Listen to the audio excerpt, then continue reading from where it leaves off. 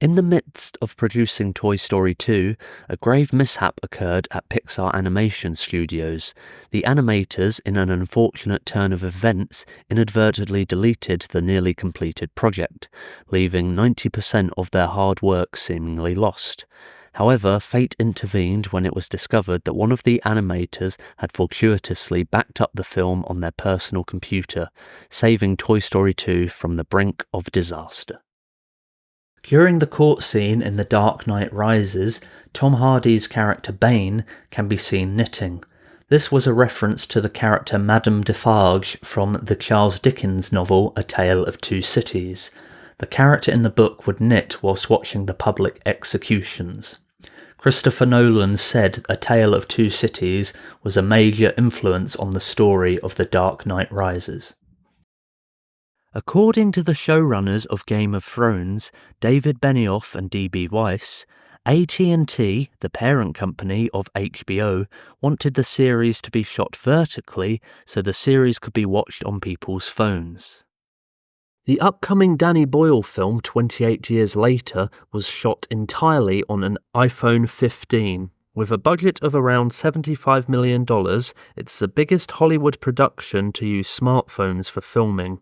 2002's 28 Days Later was shot on a Canon XL1, and that film only had a budget of around $5 million. During the making of the film Snowpiercer, director Bong Joon-ho and producer Harvey Weinstein had a disagreement. Weinstein, who wanted to cut certain scenes, refused to give Bong Joon-ho final cut privileges. One point of contention was a scene involving fish, which Weinstein wanted removed. Bong Joon-ho, however, considered it his favourite shot and insisted on keeping it. To convince Weinstein, Bong Joon-ho falsely claimed that the scene was a tribute to his late father, a fisherman. Weinstein, valuing family, allowed the scene to remain. Later, Bong Joon-ho admitted that he lied about his father's profession. Christopher Nolan's final pay for working on the movie Oppenheimer was reportedly as high as $100 million. This number comes from his initial salary, a back end from a successful box office, and royalties from Blu-ray and video-on-demand sales, plus extra for the acclaim of winning 2 Academy Awards, one for Best Director and one for Best Picture. The romantic comedy Anyone But You, starring Sydney Sweeney and Glenn Powell, has now become the highest-grossing film adapted from the works of William Shakespeare. The film is loosely based on Much Ado About Nothing. Anyone But You overtook Baz Luhrmann's adaptation of Romeo and Juliet, which grossed $190 million at the global box office. Anyone But You currently has grossed $212 million. Actor Jon Bernthal was only able to appear in episodes of The Bear because the cast and crew flew out to where he was located and shot scenes with the actor during his lunch breaks whilst he worked on another project. Actor Dev Patel, who also made his directorial debut with the movie Monkey Man, was injured several times whilst he filmed scenes for the movie. Throughout production, Patel broke his hand, broke 2 of his toes, tore his shoulder, and got an eye infection. Notably, Patel broke his hand on the first day they were shooting fighting scenes. Actor Hiroyuki Sanada, who plays Lord Yoshi Toranaga in FX's miniseries Shogun, did not use a stunt double for the show. He did all the fighting, horse riding and stunt work himself, despite being 63 years old. Director Denis Villeneuve has stated that he would only return for another installment of Dune, adapting the story from Dune Messiah, if he was able to make it better than Part 2. Villeneuve has completed the script for the project, but wants to work on a different movie before returning to the Dune franchise. Renowned actor Joaquin Phoenix disclosed that he had the opportunity to meet with celebrated director Christopher Nolan regarding the coveted role of the Joker in the film The Dark Knight. Although Phoenix did not secure the part, he acknowledged that he was not prepared for the demands of the role at the time. However, Destiny had other plans, and Phoenix would eventually portray the iconic character of Joker in the 2019 movie of the same name, winning an Academy Award for his role just as Heath Ledger did for The Dark Knight. Hwang Dong-hyuk, the creative mind behind the phenomenal Netflix series Squid Game, disclosed a harrowing experience during the production of the first season. The immense stress and intensity of bringing the show to life took a physical toll on him, leading to the unexpected loss of several teeth. Initially, Hwang was reluctant to return for a second season of the show due to the low compensation he received for the first season. However, following the show's immense success, he was offered significantly higher compensation for his return, which ultimately persuaded him to come back for a second season. Gary Oldman had originally been cast as General Thade in Tim Burton's. For the animated film The Incredibles, director Brad Bird said he chose Samuel L. Jackson to voice Frozone because he wanted the character to have the coolest voice. To maintain authenticity with the source material, the production team of Amazon's Fallout series utilized digital game files for 3D printing props. The innovative approach ensured that the props featured in the series meticulously aligned with their in-game counterparts, preserving the integrity of the video game's visual identity. The upcoming movie F1 starring Brad Pitt has been reported to be one of the most expensive movies ever made, costing around $300 million. However, the film's director, Joseph Kosinski, has denied the film's hefty budget, saying, "I've never had an experience where they were off by this much on a film. I'm not sure where that number came from."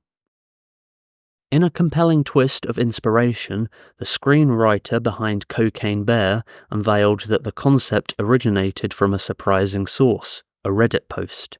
The post detailed the peculiar incident of a brown bear in the forest which consumed cocaine and embarked on a destructive rampage before meeting its demise. Captivated by the bizarre narrative, the screenwriter drew creative inspiration from this real-life event and developed it into the film's storyline. In a candid revelation, actors James and Oliver Phelps acknowledged that their primary motivation for auditioning for the roles of the Weasley twins in the Harry Potter film series was just to secure a day off from school. Anna Sawai, best known for her role in Shogun, revealed that she was forced to turn down the opportunity to audition for the role of Katana in David Ayer's Suicide Squad in 2016. At the time, she was in the J-pop group Faki, and her management team forbade her from auditioning for that role. When shooting Seven Samurai, director Akira Kurosawa had refused to shoot the peasants' village scenes in Toho's studios and insisted that the set was built for real. Producers were opposed to this initially, as production costs would increase significantly. Kurosawa convinced the producers by saying the quality of the set influences the quality of the actors' performances.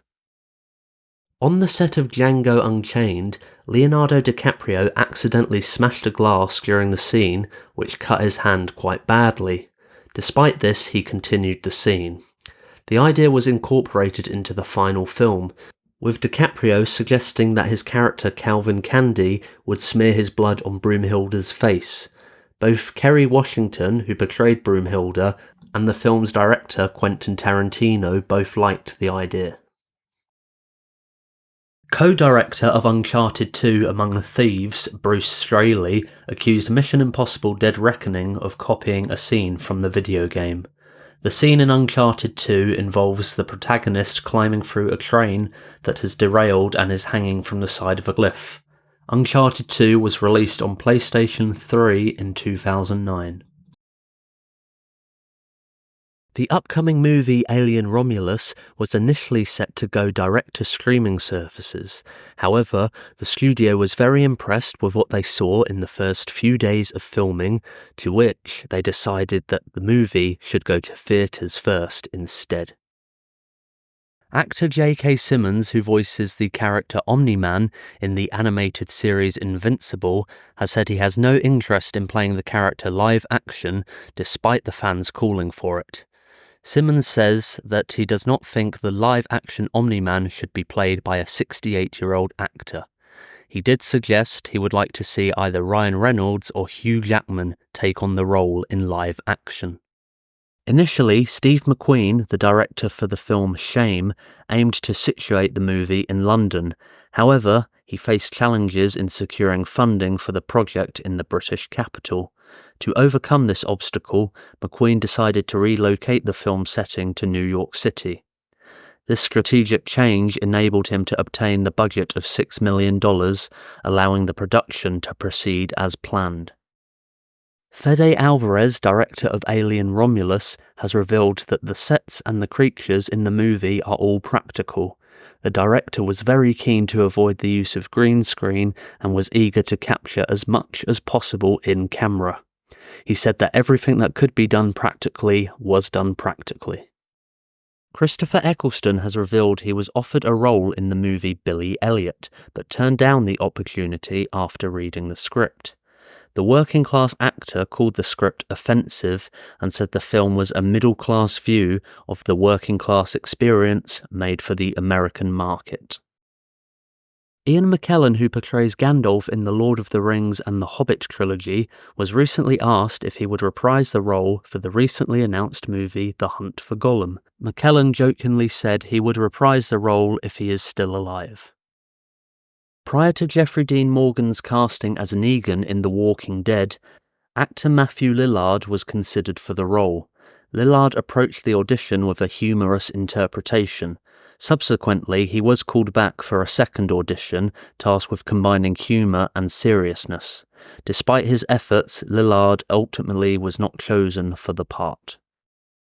Before Ben Affleck was cast as Batman, actor Josh Brolin was considered for the role. Brolin said that the role was interesting to him and he would consider doing the role someday. Brolin would later go on to play two characters for Marvel instead of a character for DC Comics. He played Cable in Deadpool 2 and Thanos in Guardians of the Galaxy, Avengers Infinity War and Avengers Endgame. After Charlie Sheen was fired from 2.5 Men, producers of the show approached Hugh Grant to play a new lead role. Grant said he was a fan of the show, but didn't want to commit to anything without a script. The producers told him to just trust them and they would develop a character for him by the time shooting came around. However, Grant declined to sign on. In Robert Eggers' Nosferatu, Willem Dafoe had taken on his second cinematic role associated with the iconic character. Previously, Dafoe portrayed Max Schreck, the actor who originally embodied Count Orlok in the 1922 film. Shadow of the Vampire was released in 2000 and earned Willem Dafoe an Oscar nomination. In Robert Eggers' movie Nosferatu, the director originally sought to cast Anna Taylor-Joy and Harry Styles as Ellen Hutter and Count Orlok, respectively. Eggers had previously worked with Anna Taylor-Joy on two previous films, The Witch and The Northman. Both Anna Taylor-Joy and Harry Styles dropped out of the project due to other work commitments and were replaced by Lily Rose Depp and Bill Skarsgård.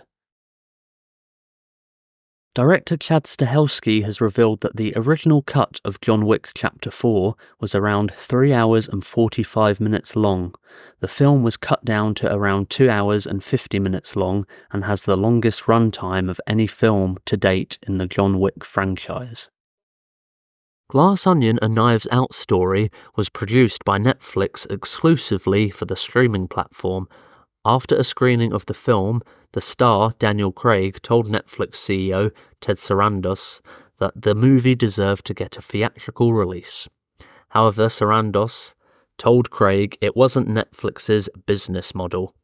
Craig reportedly told the Netflix CEO that your model is fucked.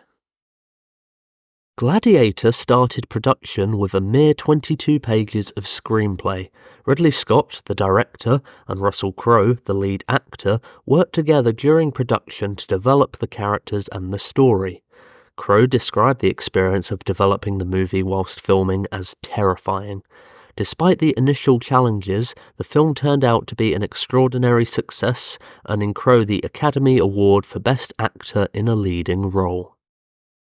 Luca Guadagnino's movie Queer initially had a runtime of 3.5 hours, but the theatrical release only has a runtime of 2 hours and 15 minutes. The film's star, Daniel Craig, has stated that he'd love for people to see the original first cut from the director because there's other things going on. While shooting The Untouchables, Robert De Niro, in his dedication to portraying Al Capone authentically, sought out the original tailor who had crafted suits for the infamous mobster. As a method actor, De Niro also insisted on wearing the same style of silk underwear that Capone would have worn, even though the underwear would never be visible on screen. In the original casting plans for The Imitation Game, Leonardo DiCaprio was chosen to portray the brilliant British mathematician Alan Turing. However, Leonardo DiCaprio dropped out of the role and was replaced by Benedict Cumberbatch. Elton John, who wrote songs for the first Lion King movie, is said to be very upset that he wasn't asked back to work on the live-action sequel, Mufasa: The Lion King. According to someone close to John, the singer and songwriter is deeply hurt after being snubbed from working on Mufasa. Lin-Manuel Miranda is working on the movie, writing original songs instead. Anna Taylor-Joy's character Furiosa only has around 30 lines of dialogue throughout the film's runtime.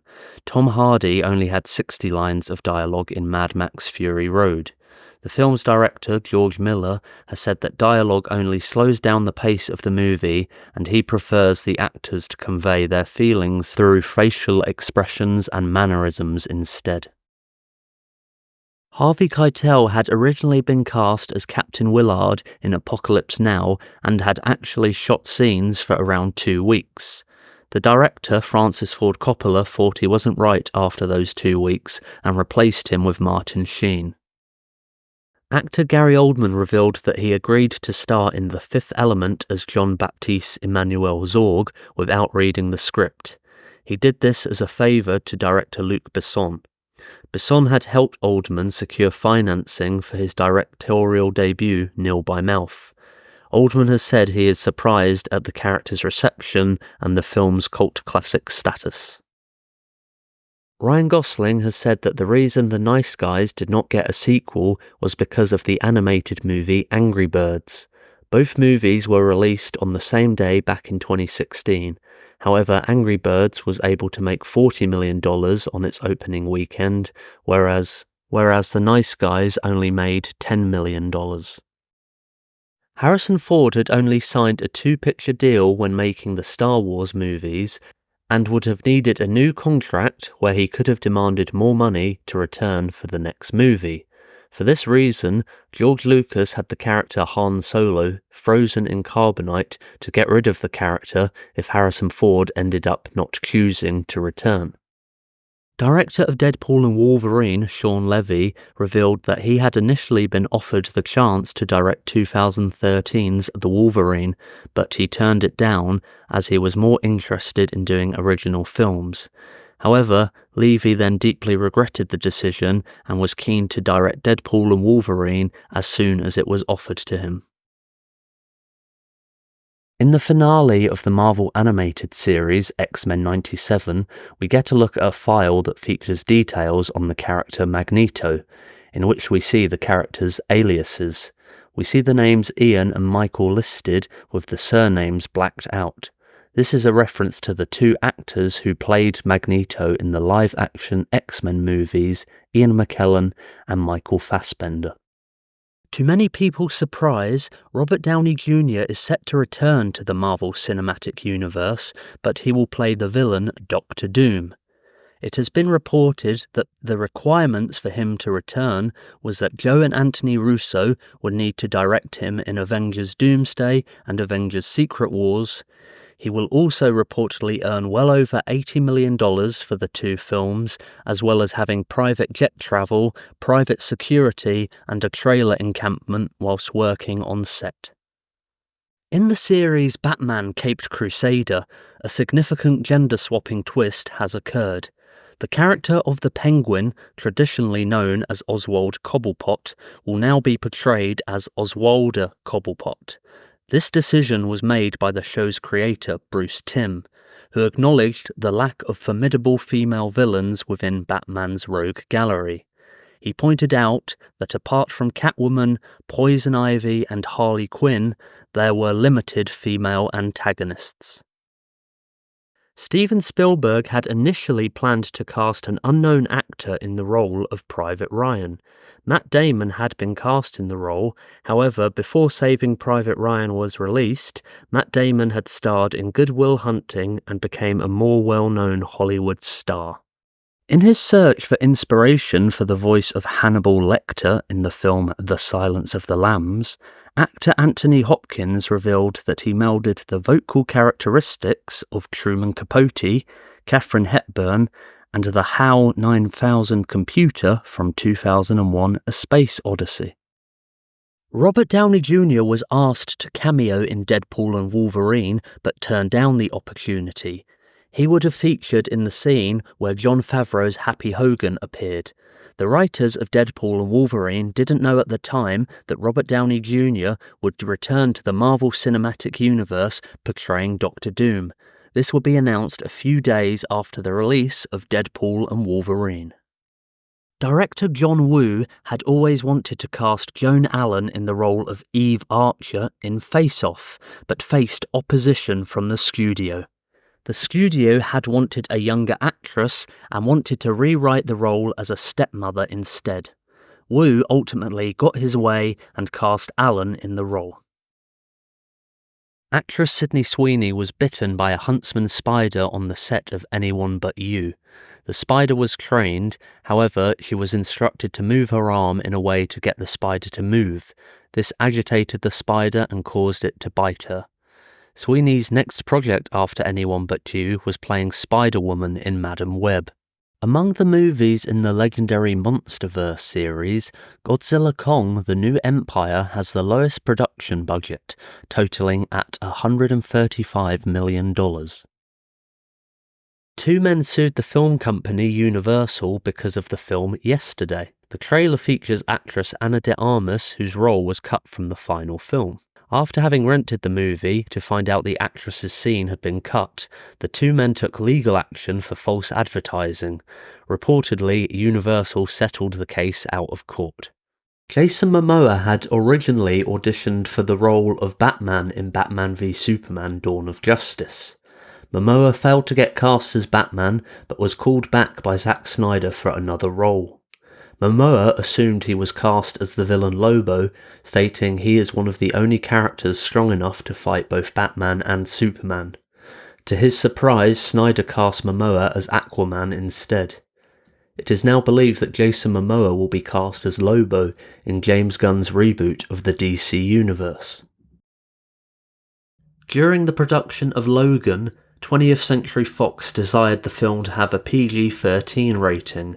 However, Hugh Jackman was willing to take a significant pay cut in order for the movie to secure an R rating instead. George Lucas had said that when developing Star Wars, the Jedi were heavily inspired by the samurai. Lucas had also been a huge fan of Akira Kurosawa movies and hoped to cast Yojimbo star Toshiro Mifune as Obi-Wan Kenobi. He reportedly turned down the role, and English actor Alec Guinness was offered the role instead. George Clooney has said that his cameo at the end of The Flash, reprising his role as Bruce Wayne from Batman and Robin, was a one-time deal. He also stated that there is not enough drugs in the world for him to return to the role. Clint Eastwood initially planned to retire from acting at age 78, with Gran Torino being his last role, but still intended to direct movies. Eastwood went on to star in Trouble with the Curve 4 years later, and would also star in two of the films he directed, The Mule in 2018 and Cry Macho in 2021. Due to insurance reasons, Danielle Brawl and Chris Hemsworth were not permitted to drive real Formula One cars during the filming of Rush. Instead, they drove Formula 3 vehicles with F1 bodywork. Robert De Niro portrays William Hale in Killers of the Flower Moon. At the time of the Osage murders, William Hale was 45 years old. At the time of production, Robert De Niro was 80 years old. Before Florence Pugh was cast in Black Widow as Yelena Belova, the role was reportedly offered to actress Saoirse Ronan, but she turned it down. Ronan had also previously been approached to play Scarlet Witch in Avengers Age of Ultron. In the film At Eternity's Gate, actor Willem Dafoe portrays the famous artist Vincent van Gogh, and was even nominated for an Academy Award. When the film was completed, Dafoe was 62 years old. In reality, Van Gogh died when he was only 37 years old. Director Michael Mann had been trying to make a Ferrari biopic for almost 30 years. Mann was developing the movie in 1993 with Robert De Niro attached to star. Ferrari was going to be Mann's next movie after The Last of the Mohicans. Though at the time the movie fell through, Robert De Niro would go on to star in Mann's 1995 movie Heat. Christopher Nolan, along with his family, attended a screening of Oppenheimer on opening night in New York City, in order to see the reaction of the audience. The screening of Oppenheimer in the IMAX theatre had sold out. On the set of The Great Escape, Donald Pleasance offered advice to the film's director, John Sturges. However, Sturges told Pleasance to keep his opinions to himself. Sturges was unaware that Pleasance had served in the Royal Air Force during World War II and was shot down and held as a prisoner of war. Another actor later informed Sturges of Pleasance's service history and experience as a POW. After learning this, Sturges requested Pleasance's advice and input on the film's historical accuracy. All the actors playing pirates on the crew of Davy Jones in Pirates of the Caribbean: Dead Man's Chest were created using motion capture and CGI, with the exception of Stellan Skarsgård's bootstrap Bill Turner. Skarsgård wanted to use full prosthetics in order to get into character. He stated, "I was the only one on set with real prosthetics on. Everyone else on that ship showed up 5 minutes before we started shooting and had dots put on, and away they went. I had been there for 6 hours, but the thing is, I like it. I like to see the artists paint, if that makes sense." Squid Game star Lee Jong-jae learned to speak English for his role in the Star Wars series The Acolyte. Lee Jong-jae said he is a lifelong Star Wars fan and stated that he took inspiration from the character Qui-Gon Jinn when playing Master Soul in the series. Godzilla Minus One only had 35 visual effects artists working on the film. The team included the film's director, Takashi Yamazaki, who is an experienced VFX artist.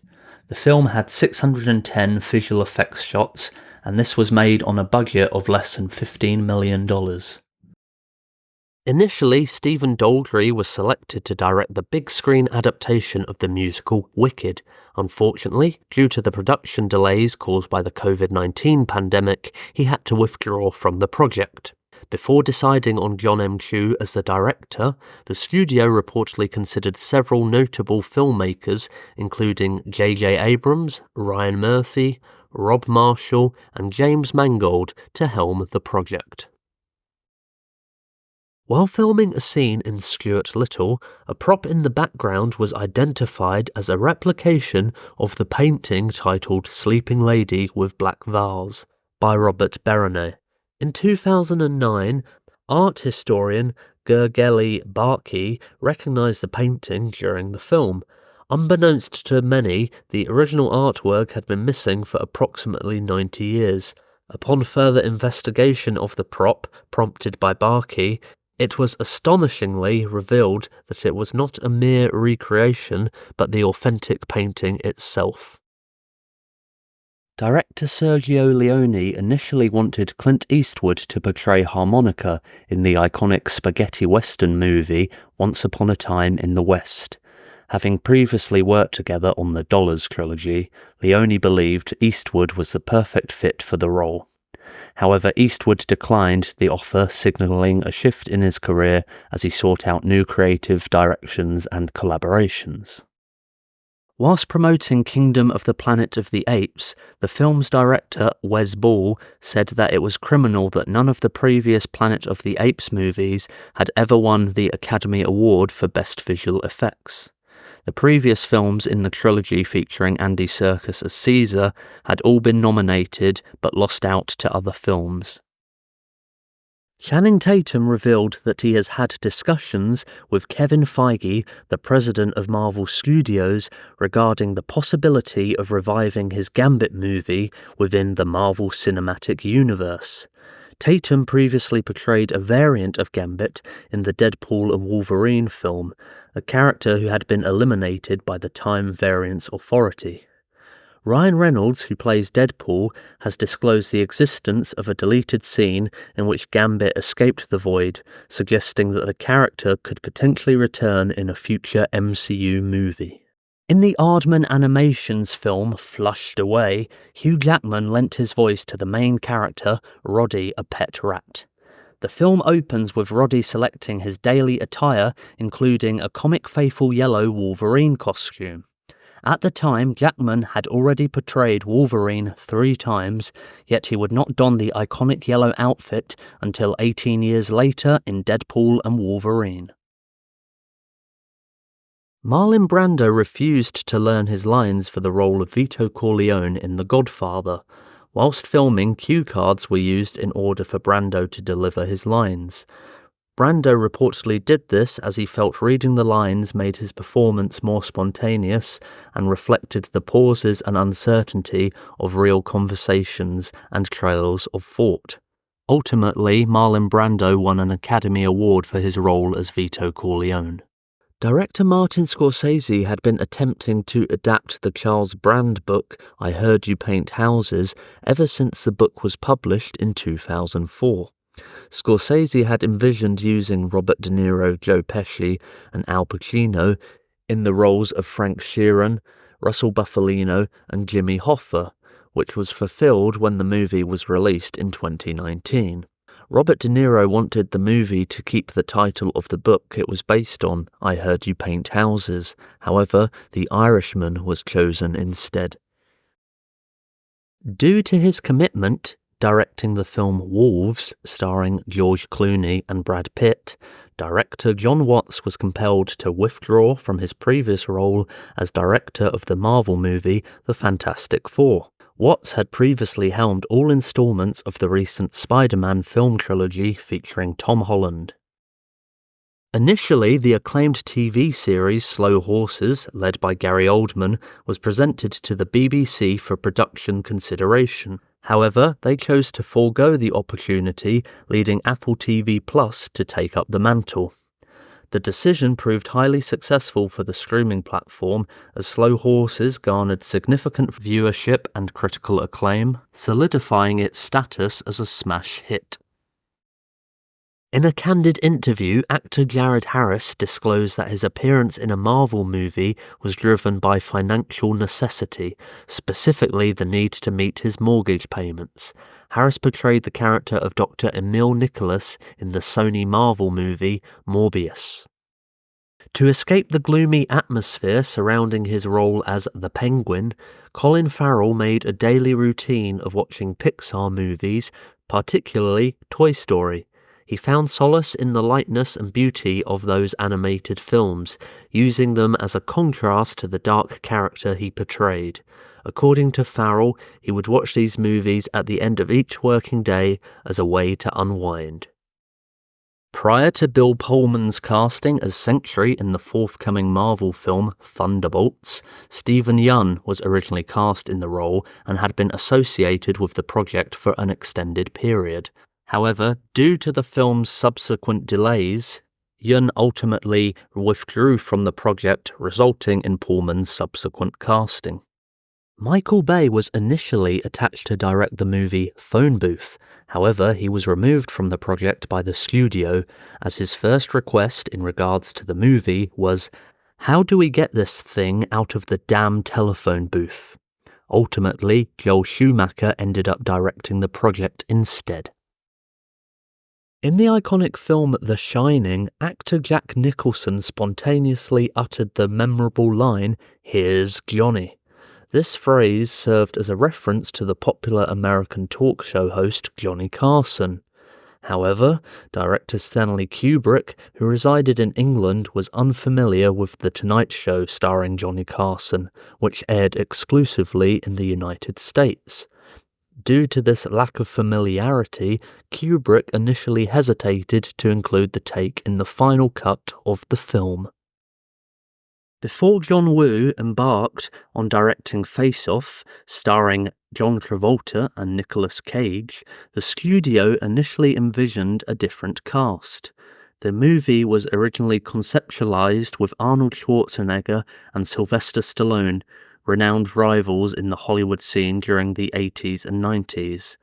Other potential pairings considered for the film included Michael Douglas and Harrison Ford, Denzel Washington and Wesley Snipes, Robert De Niro and Al Pacino, Bruce Willis and Alec Baldwin, and even Jean-Claude Van Damme alongside Steven Seagal. Stanley Kubrick had initially considered casting either Robert De Niro or Robin Williams in the role of Jack Torrance for The Shining. Kubrick felt De Niro was not psychotic enough after watching Taxi Driver, and felt Williams was too psychotic after watching Mork and Mindy. Jack Nicholson was cast in the lead role. In a recent interview, Sebastian Stan disclosed that he tried out for the titular role in the 2011 DC film Green Lantern. However, during the screen test, Stan realised he would not land the part as he was alongside contenders like Jared Leto, Justin Timberlake and Ryan Reynolds. In the casting process for the Men in Black movies, David Schwimmer was initially considered for the role of Jay, which ultimately went to Will Smith. Schwimmer declined the opportunity to star in the film, not because of his commitment to the popular television series Friends, as many assumed, but rather due to his desire to focus on his directorial debut. In the initial screenplay of Joker, Arthur Fleck, portrayed by Joaquin Phoenix, was intended to carve the characteristic Joker smile into his mouth in the film's climax. In the scene where Arthur Fleck is rescued from the police car wreck, he was supposed to use a shard of glass from the crash to cut the smile into his mouth in front of the cheering crowd. However, Christopher Nolan, director of the Dark Knight trilogy for Warner Brothers, intervened and vetoed this concept. Nolan reportedly insisted that the iconic smile scars should remain exclusive to Heath Ledger's portrayal of the Joker. Sean Levy, director of Deadpool and Wolverine, has revealed that when Henry Cavill was approached to have a cameo as a Wolverine variant, he immediately said yes. In the credits, Henry Cavill is credited as the Cavalrine. When Samuel L. Jackson signed on to play Nick Fury in the Marvel Cinematic Universe, he signed a 9-picture deal, with his first appearance being in 2008's Iron Man end credits scene. Jackson at the time wondered if he would live long enough to fulfill the commitment to the 9-picture deal due to the average rate at which film series and sequels were produced. He was surprised that Marvel was able to produce so many movies over a short space of time. Jackson had appeared in 5 Marvel movies in a period of just over 2.5 years. Due to declining roles in The Lord of the Rings and The Matrix, citing a lack of understanding of the scripts, Sean Connery assumed the character of Alan Quatermain in The League of Extraordinary Gentlemen. Despite admitting that he didn't fully grasp the script, Connery expressed enthusiasm and accepted the role after the success of the 2 aforementioned films. In Deadpool and Wolverine, one of the Wolverine variants spotted draws inspiration from John Byrne's depiction of Wolverine, featuring a distinctive brown and tan suit.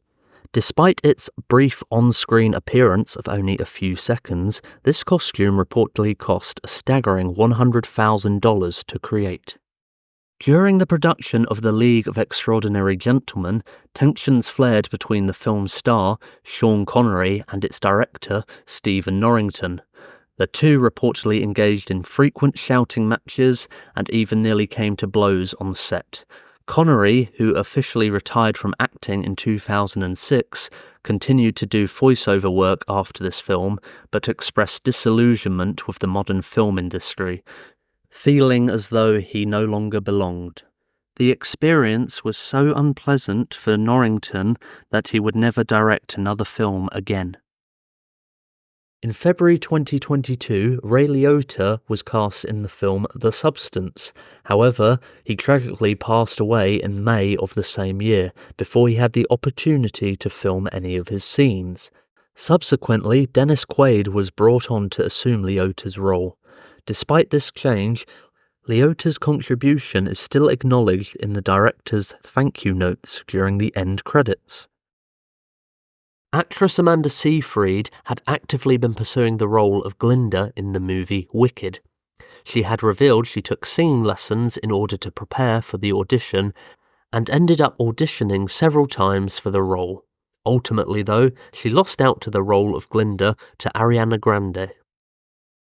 Although the movie's title and the prominence of cars suggest otherwise, Nicholas Winding Refn, the director of Drive, has no particular interest in cars and doesn't even possess a driver's license. His lack of driving proficiency is further highlighted by the fact that he failed his driving test 8 times. During the movie's development process, including scouting for suitable locations, Refn relied on the film's star, Ryan Gosling, to chauffeur him around LA.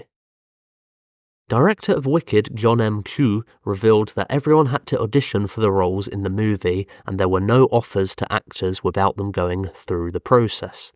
The director revealed that the audition from Cynthia Erivo and Ariana Grande brought him and the crew watching the audition to tears. For many years, Steven Spielberg had been attached to Interstellar as the designated director, and he had hired Jonathan Nolan to write the screenplay. However, Spielberg eventually decided to depart the project, prompting Jonathan Nolan to approach his brother, Christopher Nolan, to take over the directorial role instead. Ridley Scott has stated that one of the reasons he cast Paul Mescal as Lucius in Gladiator 2 was because of his resemblance to fellow Irish actor Richard Harris. Harris portrayed Roman Emperor Marcus Aurelius in Gladiator in the year 2000. Mescal's character Lucius is the grandson of Harris's character from the first film.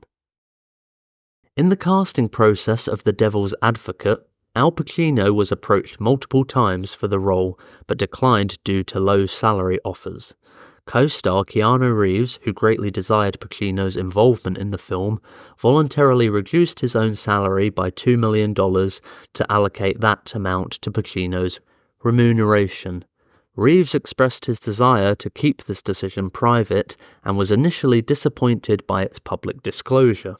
However, he acknowledged his fortunate financial position, which allowed him to make this sacrifice. Upon learning about Reeves's gesture, Pacino reportedly donated the additional money to charity, demonstrating his appreciation for Reeves's generosity. Before Anthony Hopkins was cast as Hannibal Lecter in The Silence of the Lambs, several other actors were considered for the role. Director Jonathan Demme had his heart set on casting Sean Connery in the role of Lecter. Demme stated, "Connery has that fierce intelligence and also that serious physicality. I love Tony Hopkins, but Sean Connery could be amazing. So to take the most commercial path, because Connery was flying very high at that time, we sent the script to Sean Connery's people first. Reportedly, though, Connery was disgusted by the part and turned it down." Paramount, the studio responsible for the Mission Impossible franchise, has announced that Mission Impossible: The Final Reckoning, the 8th installment of the series, will be the final film. With a reported production budget of $400 million, the movie aims to recoup its costs by concluding the franchise. Initially titled Dead Reckoning Part 2, the film's subtitle was changed after the underperformance of Dead Reckoning Part 1. In his memoir Sonny Boy, Al Pacino discloses that he filmed a lengthy scene with Leonardo DiCaprio in Quentin Tarantino's Once Upon a Time in Hollywood, encompassing 21 pages in the screenplay. The scene was significantly shortened in the final cut, leaving only a fleeting 2 minutes on the screen. Despite the substantial reduction, Pacino harbours no bitterness, expressing gratitude for the opportunity to star in the film and to collaborate with Tarantino. Ridley Scott has revealed that he was offered the opportunity to direct Top Gun Maverick, the sequel to Top Gun. Interestingly, Top Gun was directed by Ridley Scott's younger brother, Tony Scott.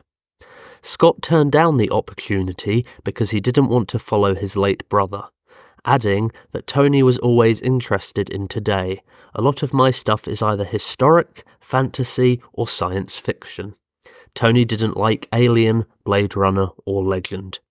Joseph Kosinski would go on to direct Top Gun Maverick, with the film earning $1.4 billion globally. In The Good, the Bad and the Ugly, Eli Wallach improvised the line, "When you have to shoot, shoot, don't talk." This caused the entire crew to erupt in laughter. Wallach, perplexed by their reaction, believed his line was sensible and had not intended for it to be a joke. Despite this, the improvised line left the crew in stitches. Tatiana Maslany has said the second season of She-Hulk Attorney at Law is unlikely to happen. The budget for the first season, which consisted of 9 episodes, was reportedly $225 million. Maslany said, "I think we blew our budget and Disney was like, no thanks." The creators of the animated series What If have revealed that Marvel would not let them use any X-Men characters in their series. They will be allowed to use the characters in future seasons after the live-action debut of the X-Men in Deadpool 3, however. Better Call Saul has set a record at the Emmys. Throughout its run of 6 seasons, running from 2015 to 2022, the show received 53 Emmy nominations and did not win a single one.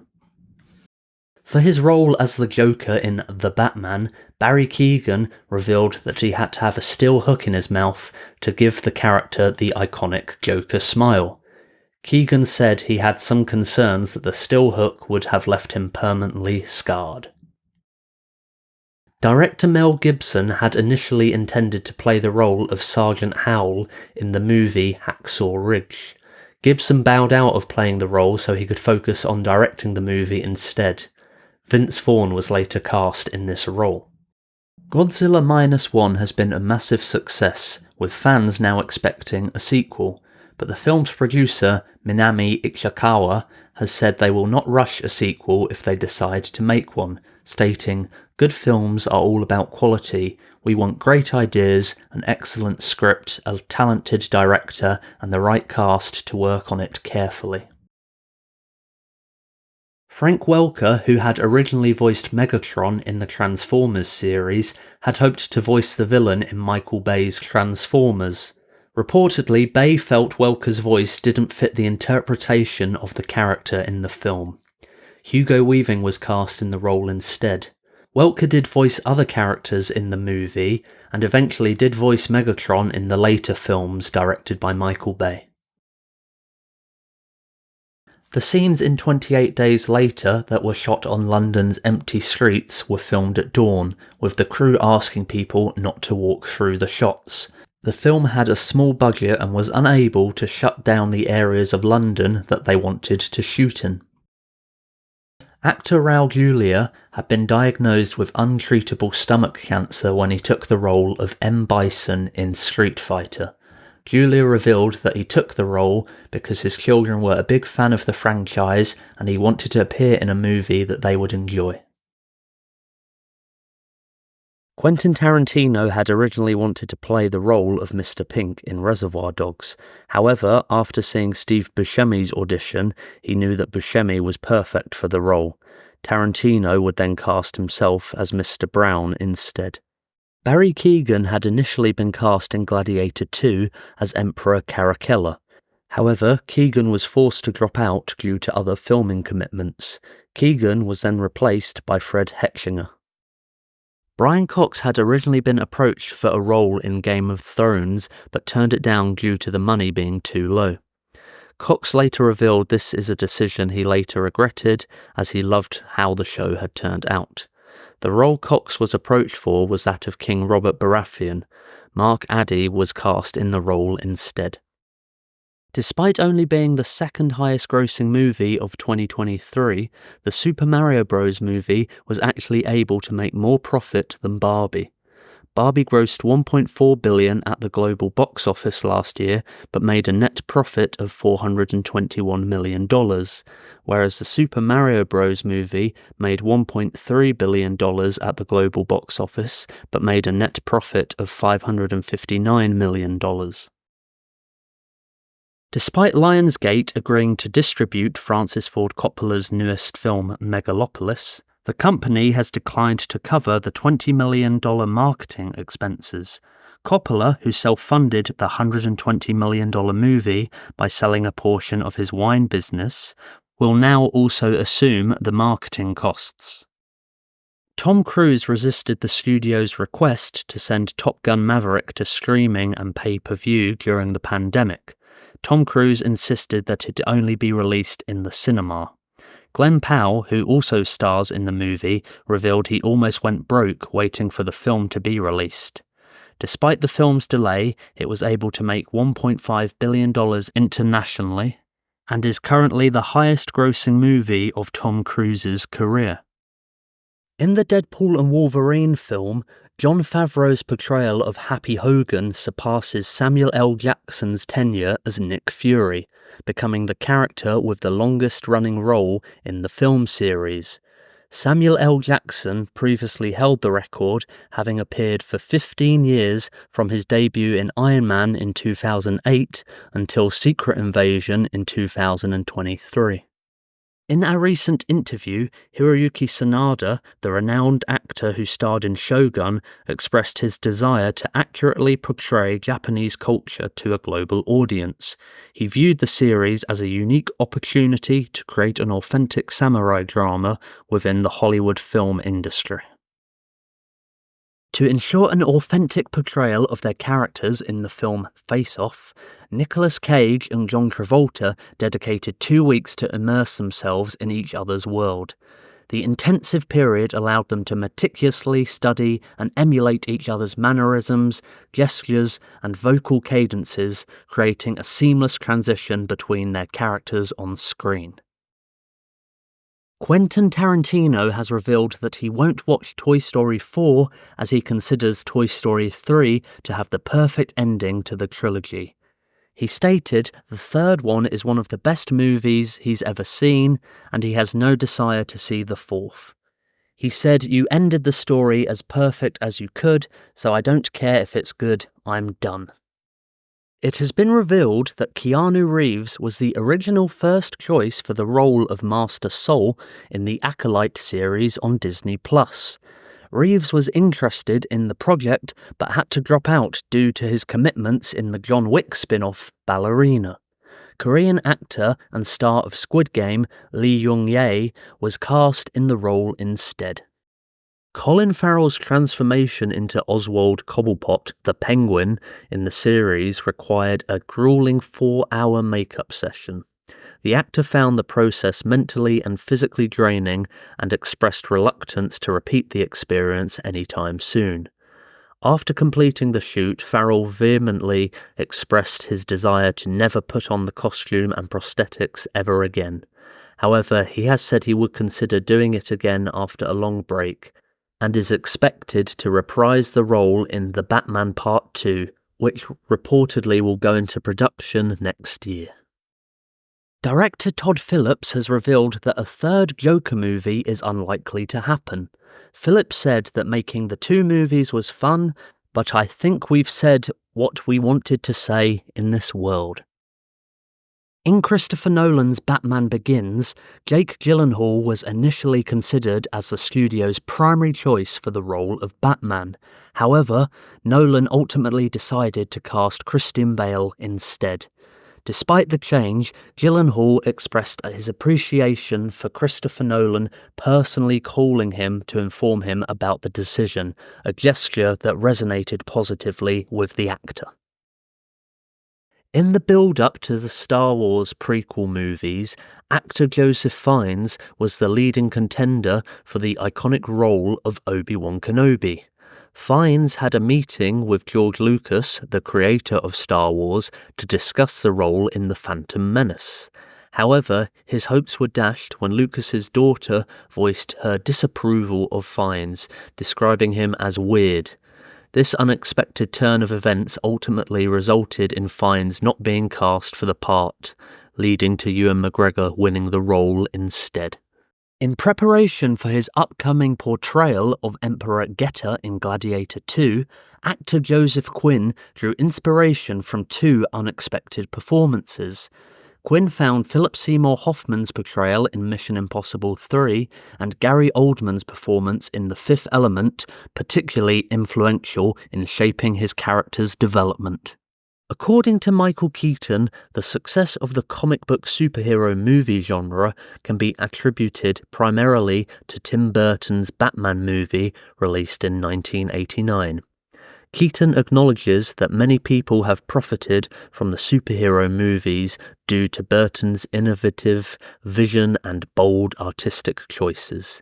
He emphasizes that Burton's approach revolutionized the genre, setting a precedent that others have followed. Director Fede Alvarez revealed that the video game Alien Isolation was a massive inspiration for him when making Alien Romulus. He stated, "I was playing Alien Isolation and I realized how terrifying Alien could be if you take it back to that tone."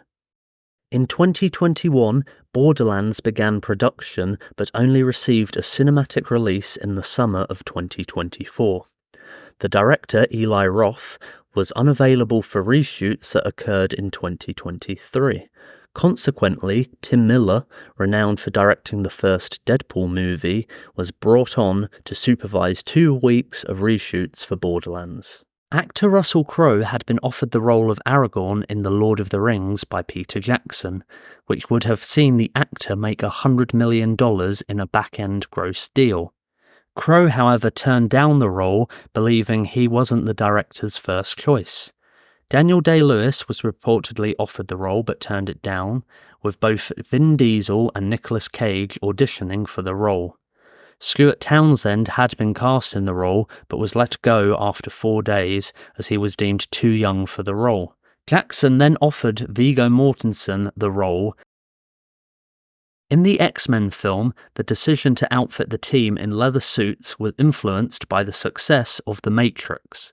According to Kevin Feige, studio executives recognized the popularity of The Matrix and opted to have the X-Men don similar black leather attire, hoping to capitalize on the trend. It is alleged that Joaquin Phoenix attempted to depart from Ridley Scott's movie Napoleon due to dissatisfaction with the storyline's direction. The actor had expressed an ultimatum, threatening to leave the project unless Paul Thomas Anderson was brought on board to revise the script. However, Phoenix eventually backed down on his ultimatum and continued to star in the movie.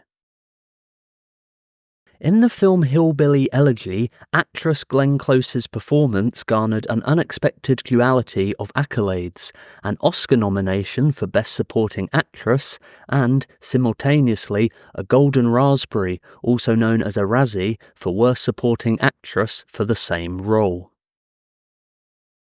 Dennis Hopper was initially cast as Christoph in The Truman Show, however he left the project after just a single day of filming. Ed Harris was cast as his replacement at the very last minute. Ed Harris was able to earn an Oscar nomination in the Best Supporting Actor category for the role. During the filming of The Departed, Mark Wahlberg's effortless transition back to his native Boston accent left an indelible mark on director Martin Scorsese. The distinctiveness and intensity of Wahlberg's accent was so striking that Scorsese couldn't resist playfully suggesting the need for subtitles to ensure complete understanding of the actor's lines. Despite Westworld's untimely cancellation after 4 seasons, showrunner Jonathan Nolan remains determined to complete his vision for the series. Describing himself as a completionist, Nolan had initially envisioned 5 seasons for Westworld before HBO's decision to cancel the show. In order to maintain creative control and to get enough funding to make Pan's Labyrinth, director Guillermo del Toro gave up his entire salary as well as any back-end promises. Despite not being paid for the film, del Toro said it was worth it to see the film realised. In order to get into shape to play Superman, actor Christopher Reeve sought the help of Darth Vader actor David Prowse. Prowse had been a professional bodybuilder and weightlifter before he started acting. With Prowse's guidance, Reeve was able to put on 40 pounds of muscle. According to Seth MacFarlane, Universal wanted to use a puppet instead of CGI when making the movie Ted, in order to save money on production. He also revealed that the studio pushed for the movie to have a PG-13 rating rather than having an R rating. Director Christopher Nolan has recently stated that Robert Downey Jr.'s casting as Iron Man is one of the most consequential casting decisions that's ever been made in the history of movies. Nolan recently worked with Downey Jr. for the first time on the movie Oppenheimer, which saw Robert Downey Jr. win his first Academy Award. The script for Gone Girl called for Ben Affleck's character Nick Dunn to wear a Yankees cap when trying to avoid being recognised. Ben Affleck, a lifelong Red Sox fan, had refused to wear the cap. A back and forth between Affleck and the film's director David Fincher resulted in the scene being delayed. Affleck eventually compromised and wore a New York Mets cap instead. Hugh Jackman appeared as the character Wolverine 9 times and never wore the iconic yellow and blue costume from the comics till his 10th outing as the character in Deadpool and Wolverine. Jackman said, "From the moment I put it on here, I was like, how did we never do this? It looked so right, it felt so right. I was like, that's him." In the movie Snatch, Brad Pitt's portrayal of the Irish traveller Mickey was inspired by a character from the sitcom Father Ted. Specifically, Pitt drew inspiration from the character Tom, played by Irish actor Pat Short. Pitt revealed that he based Mickey's voice on Tom's distinctive accent and manner of speaking. The original screenplay for John Wick had the titular character be around the age of 75. The script described John Wick as a Clint Eastwood type. It was only after Keanu Reeves showed interest in the script that the role was rewritten to have John Wick as a younger character. Ridley Scott had initially not intended to direct Prometheus, the prequel movie to Alien. Scott was set to produce the movie and hired Carl Erik Rinch to be the movie's director. However, Scott was given an ultimatum by Fox, the studio funding the movie. They told Scott that he needed to direct the movie or they would pull the plug on the project. Florian Zeller, the director of the film The Father, had no other actors in mind other than Anthony Hopkins in the lead role. Zeller stated that if Hopkins had declined the role, he would have chosen to produce the movie in his native French language rather than continue with the English version. The original play, written by Zeller, was in French, and the lead character was called André rather than Anthony. Director James Cameron has said he is committed to directing all of the Avatar movies that he has planned out. He envisioned the series as 5 movies, with the 3rd movie releasing at the end of 2025. Cameron said, "Only if I get hit by a bus and I'm in an iron lung, somebody else is going to do it." Gary Oldman received his first Oscar nomination for the role of George Smiley in Tinker Tailor Soldier Spy, and after the acclaim the film received, there was talk that Oldman would portray Smiley once again in the sequel called Smiley's People. However, it has been alleged that the son of John le Carré, author of the Smiley novels, blocked the film from getting made. The iconic shot from Gladiator of Maximus running his hand through the wheat was not planned, and it wasn't even Russell Crowe. Director Ridley Scott said, "I shot that hand, it was the last shot of principal photography. Russell didn't come to Italy, it was his double. The guy was standing there in this field, smoking. I go, 'Get out of the field, are you joking?' It was midsummer and dry. He said, 'Oh sorry man,' and he walked out of the field, doing the thing with his hand." After seeing this, Scott went to get a Steadicam and requested that the double do the thing with his hand again. The shot has now become iconic. Bill Skarsgård, who portrays the role of Count Orlok in Nosferatu, has stated the role was terrifying for him and really impacted him. Because of this, he never wants to play something this evil ever again. Dwayne Johnson has responded to reports of cinemas banning singing during screenings of the musical Wicked by encouraging people who see Moana 2 to sing along if they enjoy the film, stating that audiences have paid for their tickets and should feel free to participate in the musical experience. Initially conceived as a Disney Plus series, Moana 2 was later reformatted into a feature film for a 2024 release. Both Dwayne Johnson and Orly Cravalho rejoined the cast in February 2024, a mere 9 months before the film's theatrical debut. In order to achieve realism in the bear attack scene in The Revenant, the director Alejandro González Iñárritu sought guidance from Werner Herzog, the director of the infamous documentary Grizzly Man from 2005. Iñárritu hoped that Herzog would describe the audio of the fatal bear attack captured in the documentary so that he could incorporate that level of authenticity into his own film. However, Herzog declined the request, deeming it too disturbing to share. Mike Myers was initially reluctant to take on the role of Shrek simply because of the title. He was asked by DreamWorks head Jeffrey Katzenberger if he would do an animated movie, to which Myers was interested. However, once he was told the film was called Shrek, he stated, "Well, that's the worst fucking title I've heard in my life." In Quentin Tarantino's iconic film Pulp Fiction, the character Winston the Wolf was meticulously crafted with Harvey Keitel in mind. Keitel, who had previously starred in Tarantino's debut movie Reservoir Dogs as Mr. White, had played a pivotal role in bringing that film to life. John Matheson, the cinematographer for Gladiator 2 and a frequent collaborator with directly Ridley Scott, has criticised Scott's approach to the film. Matheson claims that Scott has become lazy and rushed production, citing Scott's use of around 8 to 11 cameras to shoot a single scene, which prevents proper lighting. He also pointed out Scott's reliance on CGI to remove equipment left in shots and the excessive use of CGI in general, contrasting the thousands of VFX shots in the sequel with a mere 50 in the original Gladiator. James Gunn, the current head of DC Studios, expressed his initial desire to include Robert Pattinson's Batman in the DCU. However, the Batman, directed by Matt Reeves, was completed before Gunn assumed his role. However, after deliberation, Gunn was happy to continue with the Batman trilogy with Matt Reeves and have his own version of Batman appear in the DCU. Gunn remains committed to developing both Elseworld stories and the main DC universe.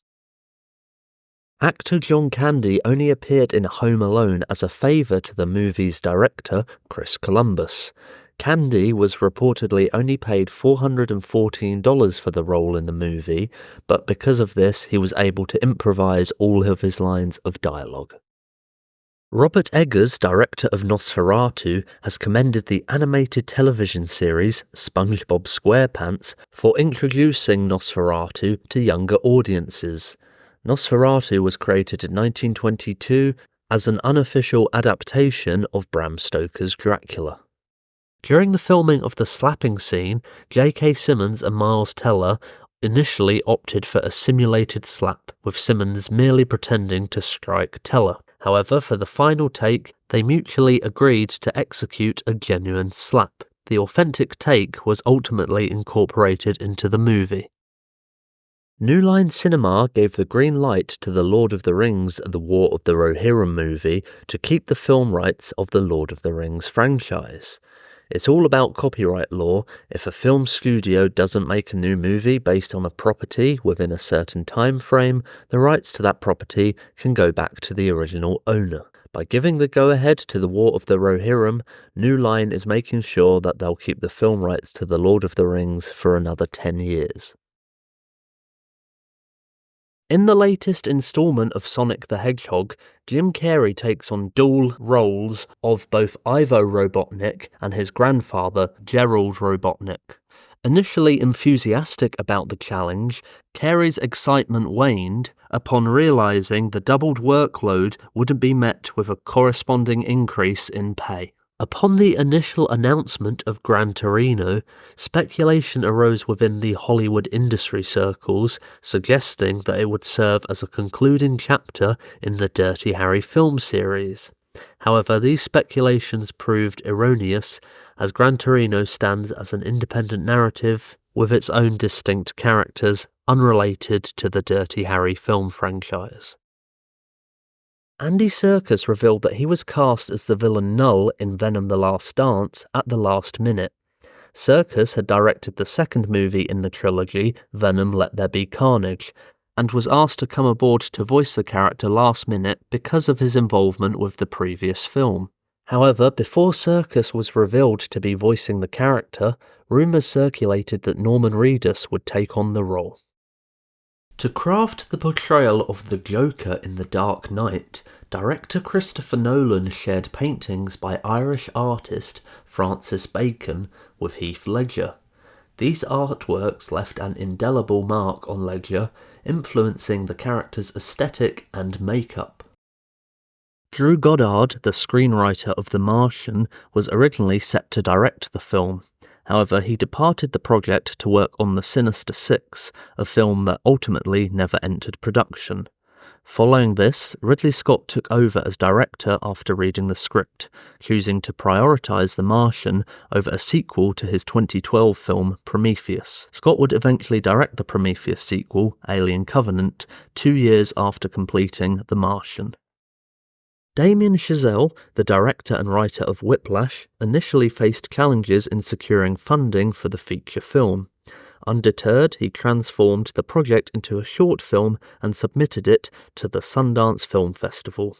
Chazelle's strategy had paid off as his short film won the award, which garnered significant attention and enabled him to secure funding for the full-length movie. J.K. Simmons, who portrays the character Fletcher in the short film, reprised his role in the feature and went on to win the Academy Award for Best Supporting Actor. In Captain America: Brave New World, Harrison Ford replaces William Hurt as Thaddeus Thunderbolt Ross. While Hurt's interpretation of the character featured a mustache in line with the comic book character, Ford's portrayal lacks one. When asked about the absence of the mustache, Ford expressed his willingness to grow one for the role if Marvel had requested it. Jesse Eisenberg, who portrayed the villain Lex Luthor in Batman v Superman: Dawn of Justice, has stated that the poor reception to his performance in the film has damaged his career. Eisenberg said he is embarrassed by the role and feels that it hurt his career in a very real way. Denzel Washington's film Gladiator 2 has surpassed his previous highest-grossing movie, American Gangster. Gladiator 2 has earned around $360 million worldwide, while American Gangster grossed $267 million globally. Notably, both of these movies were directed by Ridley Scott. Actor Vin Diesel voices the titular character in Brad Bird's animated movie, The Iron Giant. Despite this, the giant only speaks 53 words throughout the film. The original plan for She-Hulk Attorney at Law on Disney Plus was to not have Jennifer Walters transform into She-Hulk until episode 8 of the series. This was changed to the first episode. This led to the VFX team being rushed to complete their work, and many have criticised the show for having poor CGI. Visionary director Guillermo del Toro had been developing a Star Wars movie that followed the character Jabba the Hutt. something the director described as Scarface in the Star Wars universe. The film was ultimately axed by Lucasfilm, but Del Toro revealed he had a lot of fun developing the movie. Regarding the sequel to Joker, titled Joker Folie à Deux, director Todd Phillips expressed bewilderment at the criticism surrounding its significantly larger budget. The original movie operated with a budget of approximately $70 million, while the upcoming sequel reportedly boasts a budget of $200 million. In response to the criticism, Phillips questioned, "Shouldn't people be pleased that we were able to secure this funding and use it to employ a large number of crew members who can now provide for their families?" John Watts, director of the film Wolves, starring George Clooney and Brad Pitt, has decided not to direct the sequel. This decision is due to the disagreement with Apple, the studio behind the project. Watts claimed that Apple reneged on the promise to give the film a cinematic release. As a result, Watts has stated he can no longer trust the studio and will not be involved in any sequel. The Revenant's cinematographer Emmanuel Lubezki disclosed that the film was almost entirely shot using natural light, with only one exception. During the nighttime campfire scene, the wind caused the fire to flicker in a distracting manner. To remedy this, Lubezki and his team placed a cluster of light bulbs around the fire to create a steady source of illumination. This marked the only instance where artificial lighting was utilized in the film. John Carpenter's Halloween had a budget of only $300,000 and had a 20-day shoot. The film went on to earn $47 million at the US box office. As of today, takings that would be the equivalent of $227 million, making Halloween one of the most successful independent films of all time. In the film 1917, the intention was to portray it as a continuous, unbroken shot. However, Roger Deakins, the film's cinematographer, disclosed that although the movie gives the impression of being a single, fluid sequence, there are actually approximately 48 skillfully hidden edits, seamlessly integrated to maintain this illusion. In Peter Jackson's King Kong movie, the distinctive and thunderous roar of Kong was skillfully crafted by utilizing a unique technique. A lion's roar was recorded and, through technological manipulation, it was played backward at half its original speed. In the climactic scenes of Alien Romulus, Romanian basketball star Robert Bobruski, who towers at an impressive 7 feet and 7 inches tall, portrays the alien offspring. The creature's striking appearance was achieved through practical makeup and prosthetics applied directly to Bobrovsky rather than relying on computer-generated imagery. Director Ridley Scott had revealed that he created a director's cut of his movie Napoleon, which had a runtime of over 4 hours. Scott had hoped Apple would release the version of the film after the theatrical release. However, Apple have now said that they have no plans to release this version of the movie. Oppenheimer got a release in Japan in 2024, having initially not received distribution in its release year in 2023. This was due to the subject matter being sensitive to the Japanese. On opening day in Japan, many IMAX screens across the country sold out. In Ridley Scott's Kingdom of Heaven, Edward Norton, who was initially considered to play the character of Guy, expressed his interest in playing King Baldwin after reading the screenplay. Notably, King Baldwin's masked appearance led Norton to request that his performance remain uncredited. Abi Abbasi, director of the upcoming movie The Apprentice, revealed that he wasn't the first filmmaker considered to direct the movie about Donald Trump. Clint Eastwood and Paul Thomas Anderson were asked to direct the movie, but both declined. Abbasi stated that the producers of the movie were having trouble finding a director who would risk their career. Director of Paddington in Peru, Dougal Wilson, has said that he took inspiration from 2 Werner Herzog movies when making the film. Inspiration was taken from Fitzcarraldo and Aguirre, The Wrath of God. The director stated, "Peru has an incredible variety of landscapes, crazy geology, especially the Andes, and the mysterious Incan side. If you've seen Werner Herzog's Aguirre, The Wrath of God, we go up to similar landscapes, and the people are incredibly friendly." Todd Phillips, the director of Joker Folie à Deux, disclosed that James Gunn, the current head of DC Studios, had no involvement in the making of the movie. While Gunn did offer notes on the film, Phillips opted to disregard them during the production process. Warner Brothers also did no test screenings for the film and had given the director free rein over crafting the movie.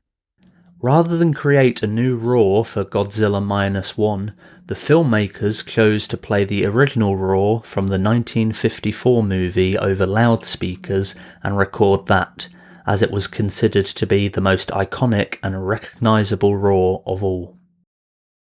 Before Vin Diesel was cast as the voice of the Iron Giant, actors Sean Connery, James Earl Jones, Peter Cullen, and Frank Welker were all reportedly considered for the role. Ridley Scott's movie Napoleon has been criticised for not being historically accurate. In response to this, Scott said, "When I have issues with historians, I ask, 'Excuse me, were you there? No? Well, shut the fuck up then.'" Anthony Hopkins became the oldest actor to win an Academy Award for his role in The Father. Hopkins was 83 years old when he won his second Academy Award, having previously won for The Silence of the Lambs from 1991. Christopher Plummer had previously held the spot for the oldest actor to win an Academy Award for his role in Beginners, winning at age 82. For the opening scene on Omaha Beach in Saving Private Ryan, approximately 30 amputee actors were hired and given prosthetic limbs to act as soldiers who had had their arms and legs blown off. In Quentin Tarantino's Django Unchained, Italian actor Franco Nero makes a cameo appearance. Nero previously played a character named Django in the 1966 spaghetti western of the same name, directed by Sergio Corbucci. In Django Unchained, Django tells Nero's character that the D in Django is silent, to which Nero's character replies, "I know." Joaquin Phoenix was the first choice to voice Buddy, aka Syndrome in The Incredibles, though he turned down the role. Jason Lee would be cast instead and did all of his work on the movie in only 4 days.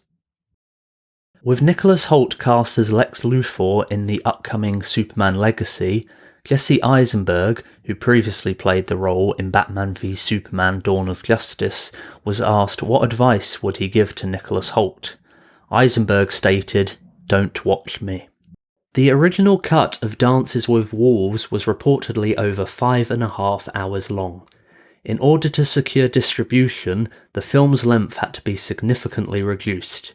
The studio wanted Kevin Costner to cut the film down to 2 hours and 20 minutes, but the final film has a runtime of 3 hours and 1 minute. Christian Bale had initially been cast to play Enzo Ferrari in Michael Mann's biopic back in 2016. However, Bale dropped out, reportedly due to not being able to achieve the correct weight in time for production. Hugh Jackman was then attached to star, but eventually also dropped out of the movie. It took a few more years to go into production, and Adam Driver was cast as Enzo Ferrari in the end. Ennio Morricone used an unused track from John Carpenter's The Thing in Quentin Tarantino's movie The Hateful Eight. Morricone would go on to win the Academy Award for Best Score for his work on The Hateful Eight. Morricone became one of the oldest people to win an Academy Award at the age of 87. Actor Gabriel Byrne acquired the rights for Jerry Conlon's book Proved Innocent to turn it into the film in the name of the father. Byrne had considered playing the part of Jerry Conlon, but he stepped aside and produced the film instead. Daniel Day-Lewis was cast in the lead role. Jamie Foxx was set to reprise his role of Electro in Spider-Man No Way Home after playing the character in The Amazing Spider-Man 2. Foxx posted to Instagram that he would return to play the role, stating this version would not be blue. The picture he posted also seemingly confirmed Tobey Maguire and Andrew Garfield's involvement in the movie. However, the post was quickly deleted from social media. Ray Winstone, who played the villain Dreykov in Marvel's Black Widow, said working on the movie was soul-destroying. Winstone was told by producers to tone down his performance, and he even tried to quit the role when the film was required to do reshoots.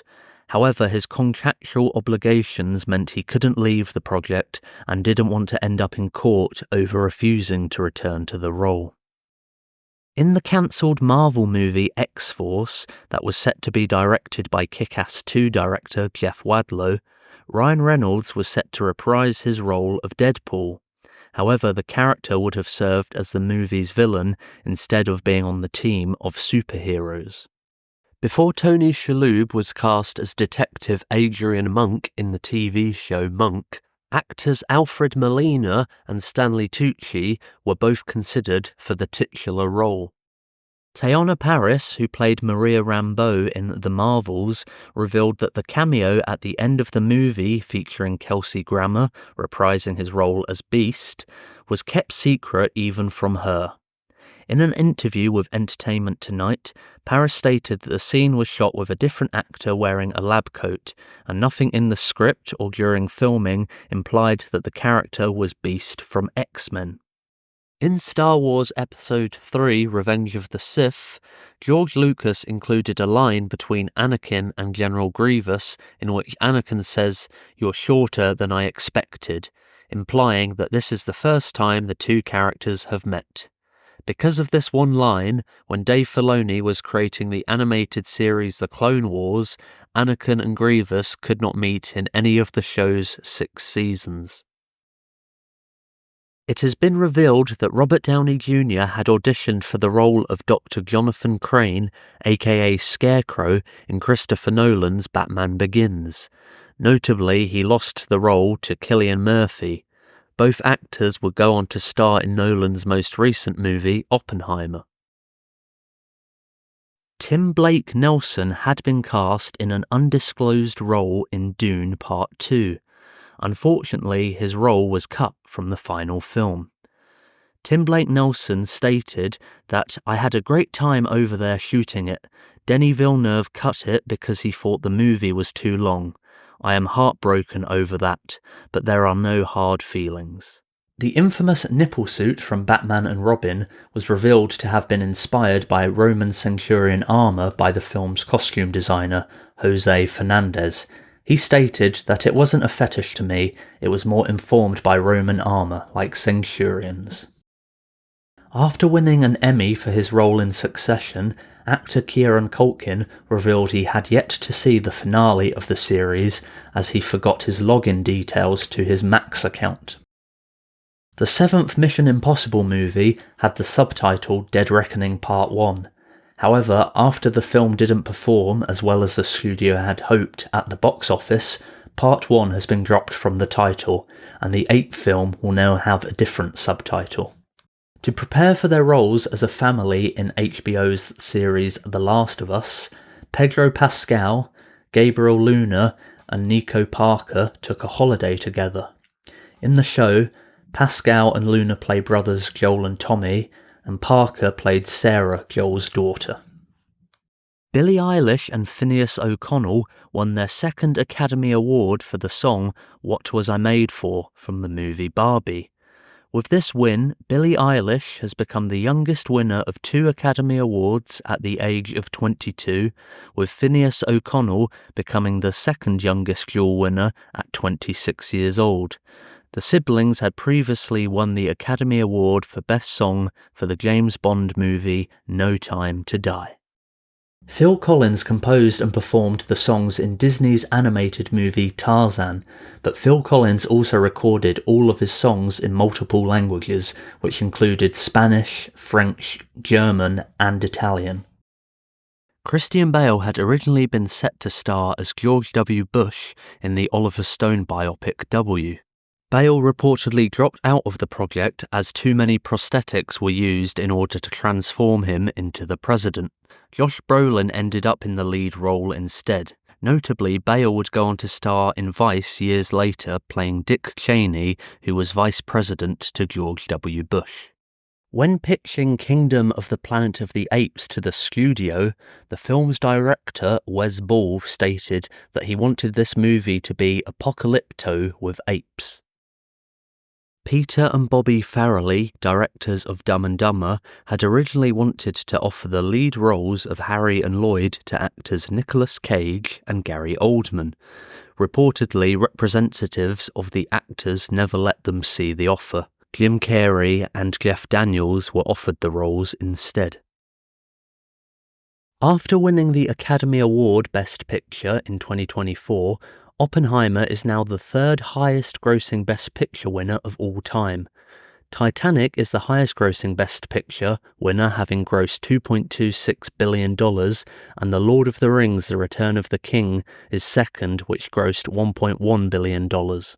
After winning the Academy Award for Best Picture for the movie Oppenheimer, Christopher Nolan and Emma Thomas are set to be knighted by the King of England.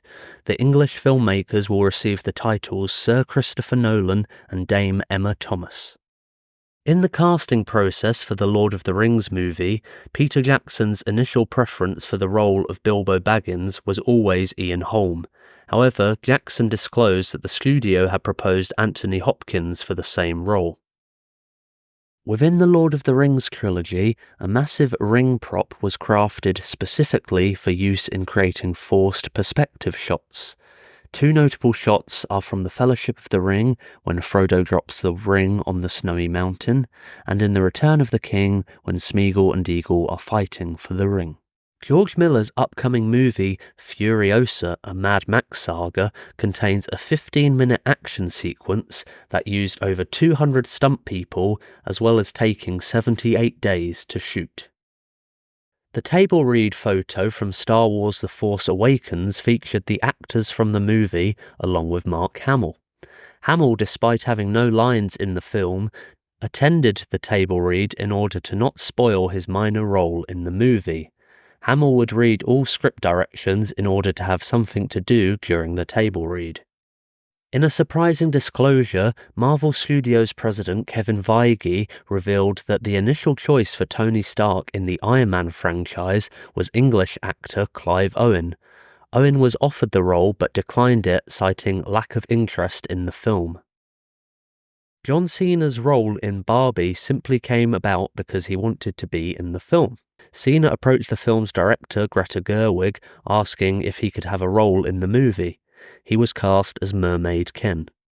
Takashi Yamazaki, the director of Godzilla -1, has expressed his desire to see the original cast reprise their roles in a potential sequel. The sequel, if directed by Yamazaki, would also feature Godzilla battling another kaiju monster. Director Zack Snyder revealed that he met with Leonardo DiCaprio to play the role of Lex Luthor in Batman v Superman: Dawn of Justice. Despite not being cast, DiCaprio suggested elements for the films that Zack Snyder would incorporate at a later date. One of these suggestions was seeing Superman fight the Justice League. This was included in the Justice League movie.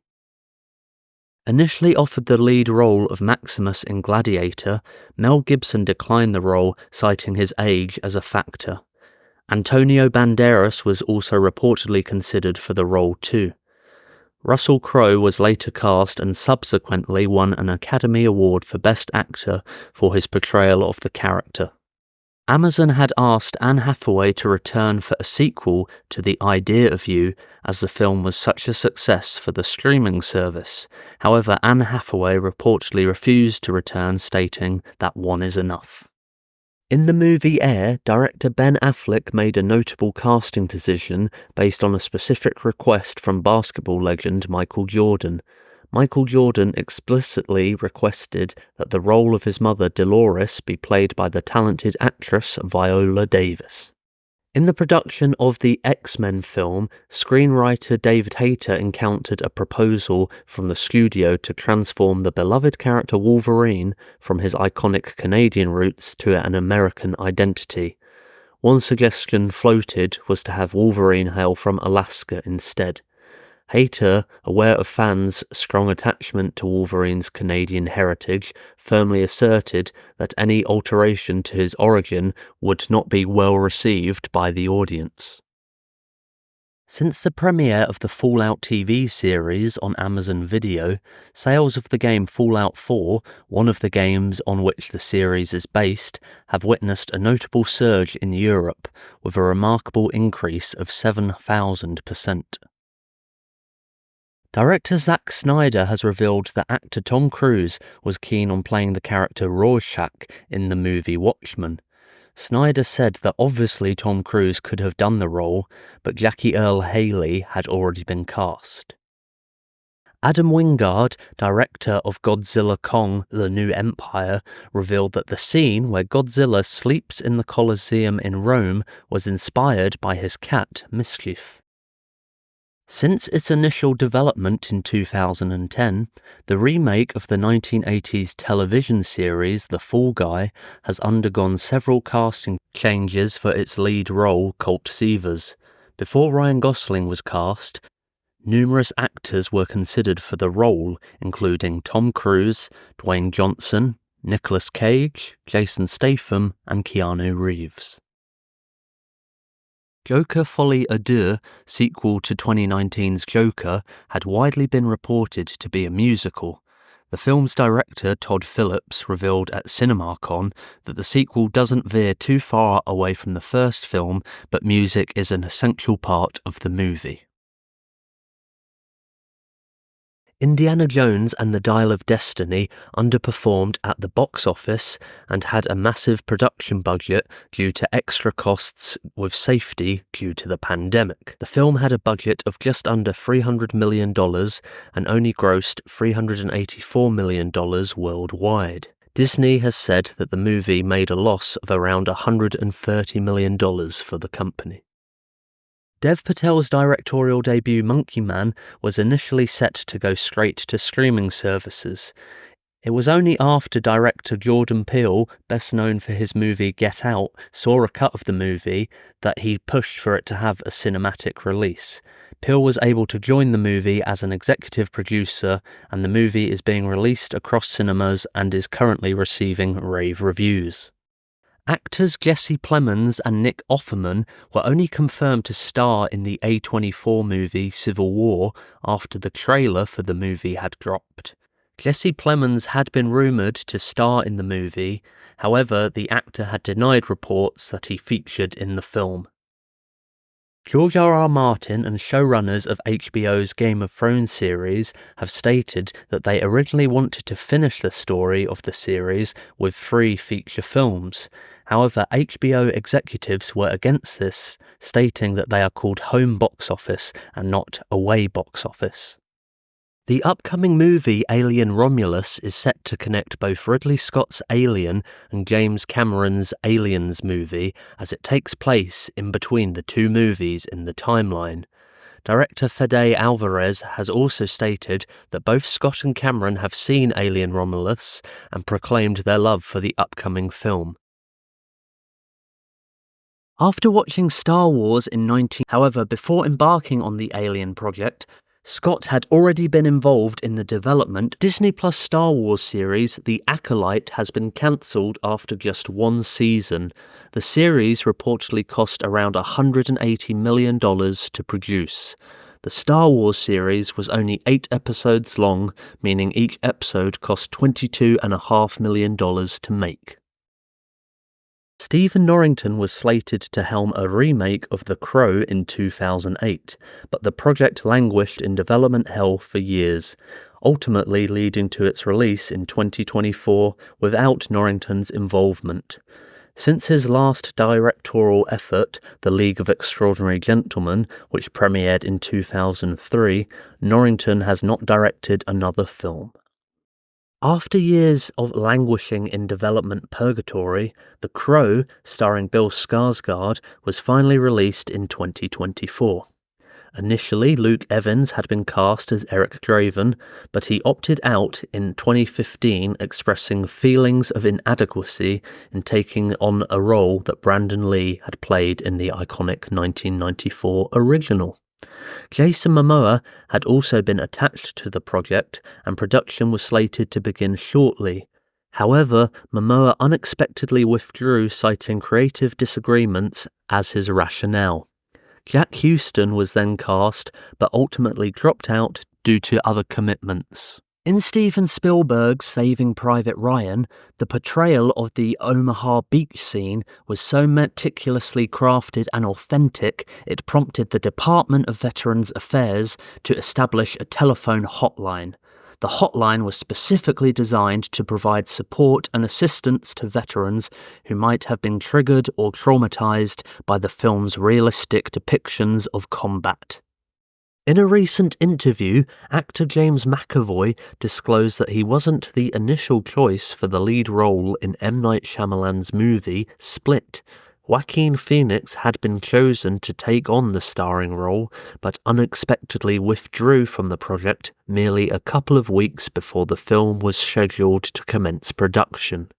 Gary Oldman has revealed he would be interested in portraying the character Albus Dumbledore in the upcoming HBO series of Harry Potter. Oldman had portrayed Sirius Black in the film series.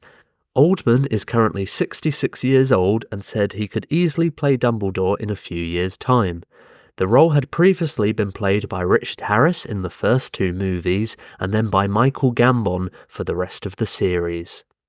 Echo reportedly had a budget of $40 million, which is the lowest of any of the Marvel Studios Disney Plus shows that have been produced to date. She-Hulk Attorney at Law had the highest at $225 million. Whilst promoting Dune Part 2, director Denis Villeneuve stated that movies have been corrupted by television. The director said the following: "I hate dialogue. Dialogue is for the theatre and the television. I don't remember movies for a good line. I remember movies for a strong image. I'm not interested in dialogue at all. Pure image and sound, that is cinema. But it is something not obvious when you watch movies today. Movies have been corrupted by television." With a production budget of approximately $50 million, Alex Garland's new movie, Civil War, represents a significant milestone for the studio A24. This is the highest budget that the studio has allocated to an in-house production to date. Actress Ella Purnell, who portrays one of the protagonists in the Fallout TV series, Lucy McLean, revealed that she played the video games in order to prepare her for her role in the show. However, she states she wasn't very good at the game and it annoyed her as she is quite competitive. In preparation for Inside Out 2, Phyllis Smith emerged from retirement to reprise her role as Sadness. However, Smith preferred to stay close to home in Missouri for the recording sessions rather than traveling to Los Angeles. In response, Pixar accommodated her request by arranging for a recording studio in Missouri, allowing Smith to reprise her role without having to undertake extensive travel. Opera singer Lucio Pavarotti was approached to perform a song for the soundtrack for Gladiator. Pavarotti turned down the opportunity, but after seeing the movie, he regretted his decision deeply. According to reports, Captain America: Brave New World is set to be one of the most expensive films of all time. The film allegedly has a production budget of around $350 million. In the upcoming film Joker: Folie à Deux, music plays a significant role, prompting some to label it a musical. Notably, actor Joaquin Phoenix showcases his singing skills, impressing his co-star Lady Gaga. Phoenix recalls an amusing incident during his first singing session, stating, "I do seem to remember her spitting up her coffee. That felt good. It was exciting and boosted my confidence." After Godzilla -1 won an Academy Award for Best Visual Effects, the first Oscar win in the history of the Toho Godzilla franchise, Godzilla was made police chief for a day in Tokyo to honor the cinematic achievement. The Lost World Jurassic Park features a cameo from the film's screenwriter David Koepp. During a scene at the end of the movie, we see a bystander attempt to escape the T-Rex, only to be eaten. In the credits, David Koepp is credited as Unlucky Bastard. Brian Cox had initially been interested in reprising the role of William Stryker from X2 in the spin-off prequel movie X-Men Origins Wolverine. Cox had cited that the de-aging process used in X-Men The Last Stand opening scenes with Ian McKellen and Patrick Stewart could be used. Reportedly, the process would have cost too much money and actor Danny Huston was cast as the younger William Stryker instead. The 1998 Hollywood Godzilla movie, directed by Roland Emmerich, is generally seen as a bad movie and a poor interpretation of the Godzilla character. However, Takashi Yamazaki, the director of Godzilla -1, had some positive comments for the movie. He stated, "The 1998 Godzilla was fairly well put together and a fun film. But I can understand the people who also say this isn't Godzilla. I think as a kaiju horror type of film, it is quite well executed." In Martin Scorsese's captivating film Goodfellas, his mother, Catherine Scorsese, makes a memorable appearance playing the character of Mrs. DeVito. Remarkably, all of her scenes were improvised without a script. The only guidance she received from her son was to portray a motherly demeanour in the scene. Catherine's creativity shone through as she conceptualized the entire sequence of cooking food for the boys at 2 a.m., adding an authentic touch to the film. Sean Connery had always been the first choice of director Steven Spielberg to play Indiana Jones's father in The Last Crusade. This is partly due to the fact that Steven Spielberg had always wanted to direct a James Bond film. Indiana Jones had been pitched as a Bond movie without the gadgets. It was revealed that if Connery had turned down the role, Gregory Peck, Christopher Plummer, and John Pertwee would be considered for the role instead. Olivia Colman initially had a small role in the movie Barbie and shot the scene alongside Helen Mirren, but ultimately the scene was cut. Colman would have come in drunk and attempted to take over the narrator role from Helen Mirren halfway through the movie. Marvel president Kevin Feige had initially advised Hugh Jackman not to return to the role of Wolverine for the upcoming movie Deadpool and Wolverine. Feige said, "Don't come back. You had the greatest ending in history with Logan. That's not something we should undo." Despite this, Jackman is returning to the role for the 10th time. Kevin Costner was moved to tears after debuting his movie Horizon: An American Saga at the Cannes Film Festival.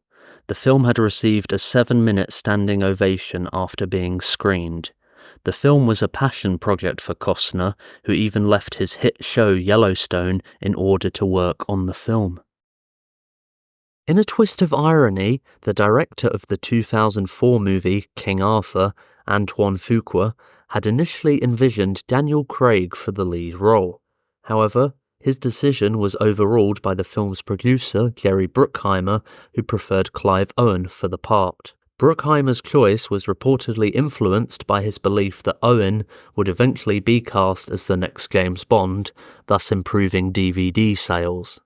During production of Robert Eggers's Nosferatu, the castle interior scenes were filmed in the Prstein Castle in the Czech Republic.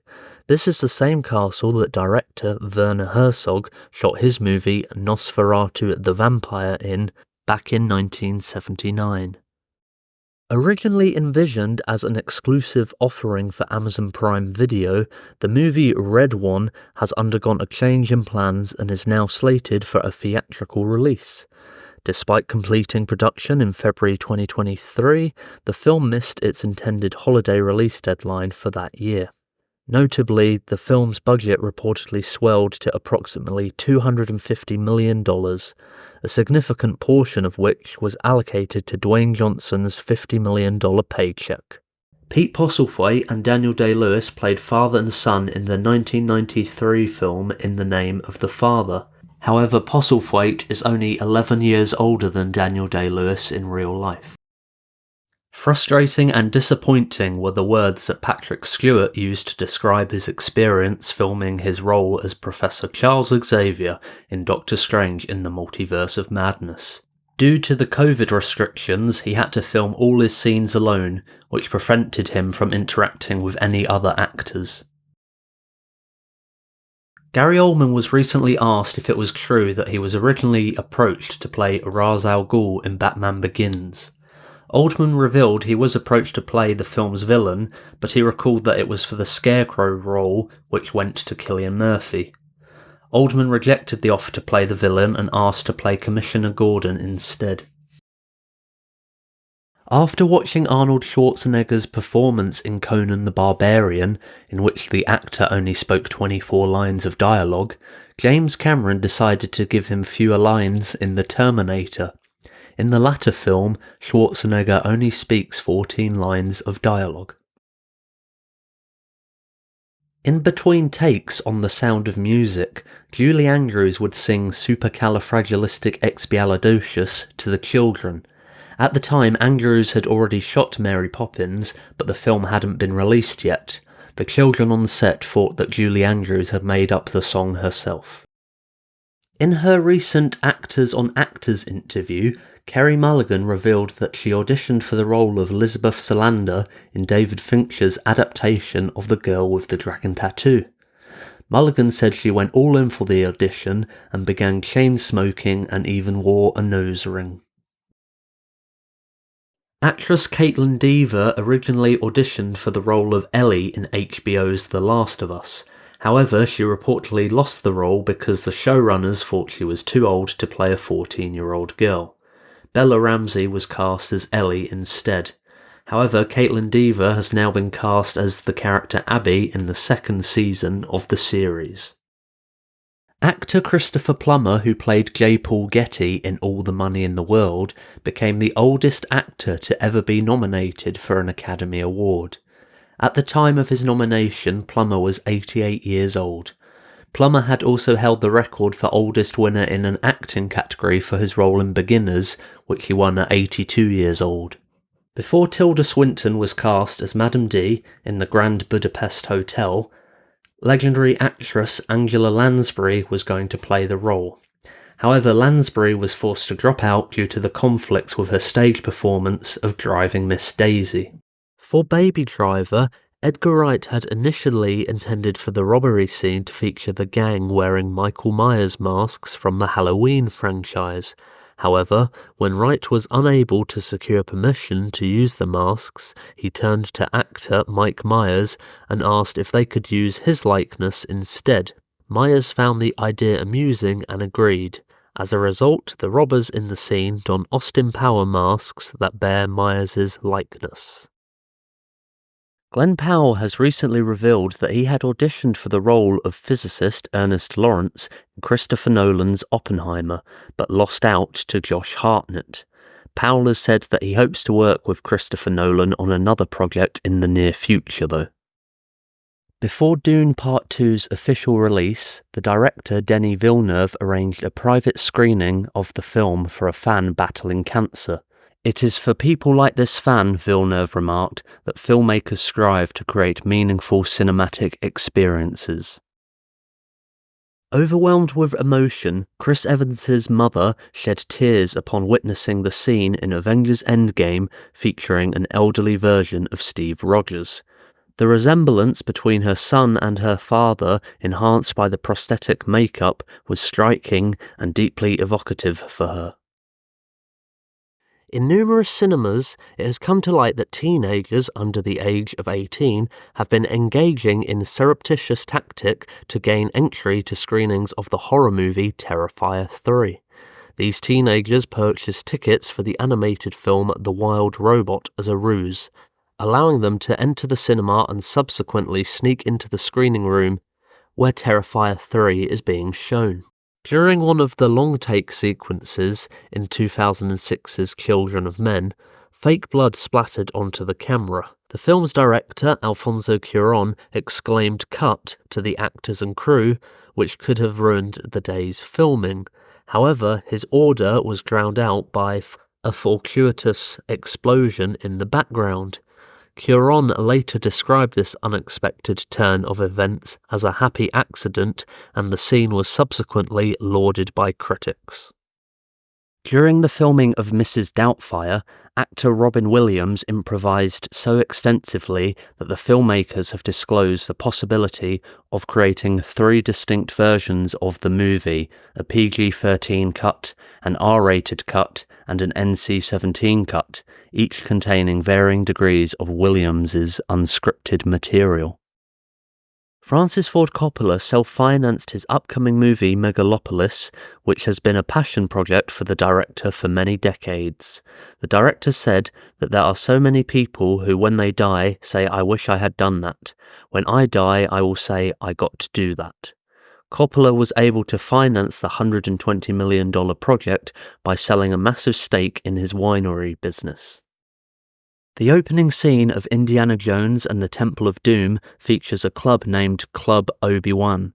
This is reference to the character Obi-Wan Kenobi from Star Wars. George Lucas wrote and directed Star Wars and wrote the story for the Indiana Jones films. Prior to Mike Myers being cast in the iconic role of the Cat in the Hat, actor Tim Allen was originally chosen for the part. However, Allen was forced to withdraw from the project due to the scheduling conflicts stemming from his commitment to filming The Santa Claus 2. Despite driving throughout the film, Anna Taylor-Joy does not actually have a driving license. She learned how to drive the cars during stunt training and preparation for her role in Furiosa. On her first day of training, she was required to do a J-turn. Despite doing plenty of driving throughout filming, Anna Taylor-Joy still hasn't passed her driving test.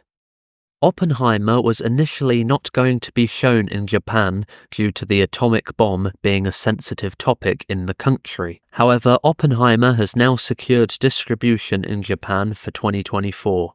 Bitter's End, the distribution company, said the film's subject matter is of great importance and holds special meaning for Japanese people, so we decided to release it in Japan after various discussions and considerations. Director Zack Snyder has said he reckons more people saw Rebel Moon on Netflix than moviegoers who went to see Barbie at the cinema. Barbie was the highest-grossing movie in 2023, grossing $1.4 billion globally. Snyder says that Rebel Moon had around 80 to 90 million views, and assuming it was 2 people watching the film, it equates to 160 million views. If they all paid $10 for a ticket, then that would be $1.6 billion at the box office. Godzilla had first appeared on the big screen in 1954, but it took 70 years and 38 movies for the IP to be nominated and win an Academy Award. Godzilla Minus One won the Academy Award for Best Visual Effects. Director Matt Reeves said that the final scene in Arkham Asylum between Batman and the Riddler took around 70 to 80 takes to get right. The scene had to be filmed over a period of 2 days because of this. In Chicken Run: Dawn of the Nugget, a character from another Aardman animation project has a cameo in the movie. Feathers McGraw, the penguin antagonist from Wallace and Gromit: The Wrong Trousers, can be seen towards the end of the movie with the other chickens. Feathers McGraw hides his identity with a rubber glove on his head, disguising himself as a chicken. Actress Sharon Stone revealed that she had pitched a Barbie movie to the studios in the early 90s. However, she said that all the executives at the time laughed at her pitch. The Margot Robbie Barbie movie released in 2023 and was the highest-grossing movie of the year, making $1.4 billion at the global box office. Robert Downey Jr. stated on the Literally podcast that his role of Iron Man across multiple movies contains some of his greatest acting work, but he says it went unnoticed because of it being in the comic book movie genre. Jodie Foster had been offered the role of Princess Leia in the original Star Wars movie back in 1977. However, she wasn't able to take the role because of her commitments to shooting the Disney movie Freaky Friday.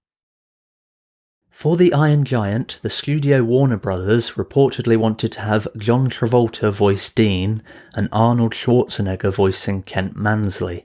However, Harry Connick Jr. ended up voicing Dean, and Christopher McDonald voiced Kent Mansley. Before Steve Jobs went into production, with Michael Fassbender in the titular role and with Danny Boyle directing, David Fincher had been approached to direct the movie and had asked for a $20 million salary. He also wanted Christian Bale to star. Ben Affleck was also considered by Fincher before he left the project. Boyle had reportedly also sought to cast Leonardo DiCaprio for the role before Michael Fassbender had been cast. John Malkovich disclosed that he was approached to portray the lead character, William Money, in Clint Eastwood's acclaimed Western film Unforgiven. However, Malkovich characterized the offer as not very serious and expressed satisfaction in declining the role. He candidly admitted that he believed he would have been a total failure in the part. Ultimately, Clint Eastwood himself took on the dual responsibilities of directing and starring as William Money in the film. After watching the trailer for 28 years later, many speculated that we see Cillian Murphy's character Jim in zombie form. Many fans pointed out that the character does strongly resemble Cillian Murphy. However, it has been revealed to be someone else. British art dealer Angus Neal took a role in the movie and revealed that it is him in the shot and not Murphy. Dr. Seuss's widow, Audrey Geisel, mandated that only top-tier actors would play the Grinch in the live-action film. She specifically named Jack Nicholson, Robin Williams, Dustin Hoffman, and Jim Carrey as suitable options. Ultimately, the role went to Jim Carrey. George Clooney revealed that both Mark Wahlberg and Johnny Depp were offered the role of Linus Caldwell in the 2001 remake of Ocean's 11.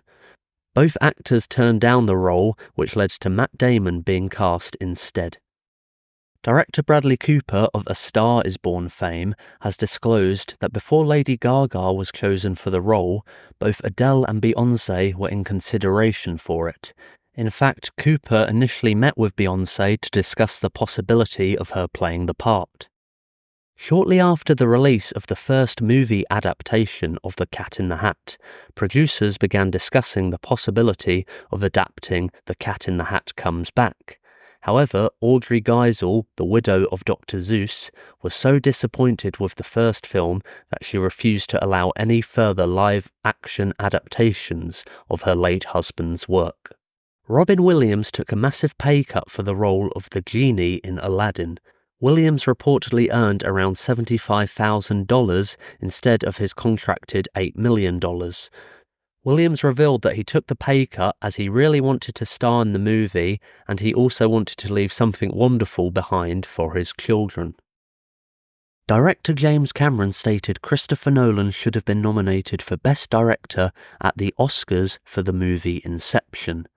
Cameron stated that I wish Christopher Nolan had gotten nominated for directing that film because I think that it's the most astounding piece of film creation and direction of that year, hands down. Director Christopher Nolan has recently revealed that he thinks that The Dark Knight Rises is the most underrated movie he has made. Nolan states, I think The Dark Knight Rises is an underrated movie. There are things in there that we did that are pretty subversive and pretty shocking. It's as close as I'll get to adapting A Tale of Two Cities. In Ridley Scott's Robin Hood, Sienna Miller had initially been sought after to play the role of the love interest Maid Marian. However, it was felt she was too young to be the love interest alongside Russell Crowe's Robin Hood, who is almost 20 years older. Reportedly, she made Crowe look too old and fat. Cate Blanchett was cast instead, who was only 5 years younger than Crowe. During the filming of the final Harry Potter movie, Harry Potter and the Deathly Hallows Part 2, Dame Maggie Smith, who portrays Professor McGonagall, was undergoing breast cancer treatment. Despite her chemotherapy, Smith remained determined to appear in the movie as she did not want to disappoint her loyal fans. Transformers 1 sees Chris Hemsworth voice the young version of the iconic Autobot, Optimus Prime. This is the first time that Optimus has been voiced by someone other than Peter Cullen in the theatrical Transformers movies.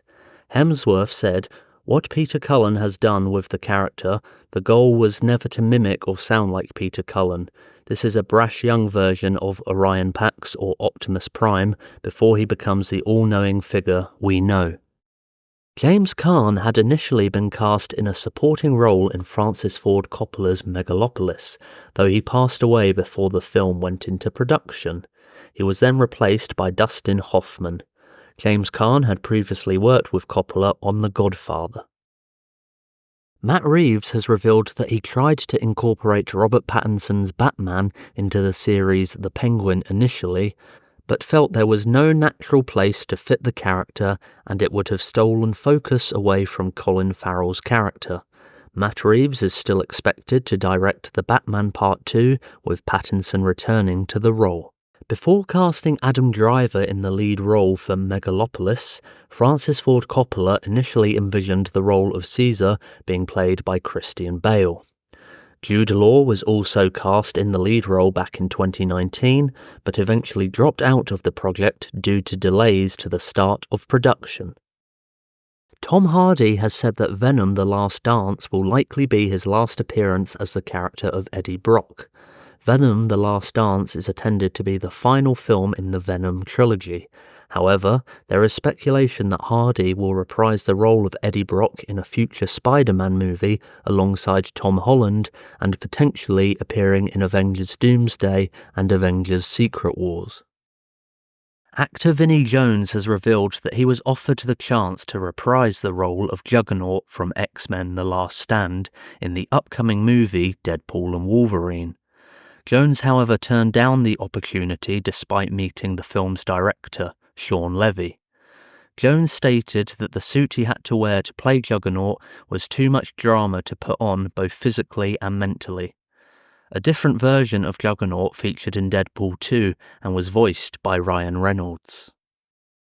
Director Andy Muschietti has revealed that they cut 3 CGI cameos from The Flash, which included Marlon Brando as Jor-El, Linda Carter as Wonder Woman, and Cesar Romero as the Joker. Before it was confirmed that actress Caitlin Dever would play the character of Abby in the 2nd season of The Last of Us, both Florence Pugh and Shannon Berry were reportedly considered for the role. Ted Hughes' book The Iron Man was the basis of the animated movie The Iron Giant, directed by Brad Bird. The studio changed the title to The Iron Giant for the movie because they did not want people to think it was related to the Marvel comic book character Iron Man. In a recent interview, Jenna Ortega shared her belief that she had auditioned for the role of Shani in Denis Villeneuve's Dune when she was 15 years old. She recounted attending an audition shrouded in secrecy, leading her to believe it was for the role. While Ortega put forth her best effort, the part ultimately went to Zendaya, who was cast as Shani instead.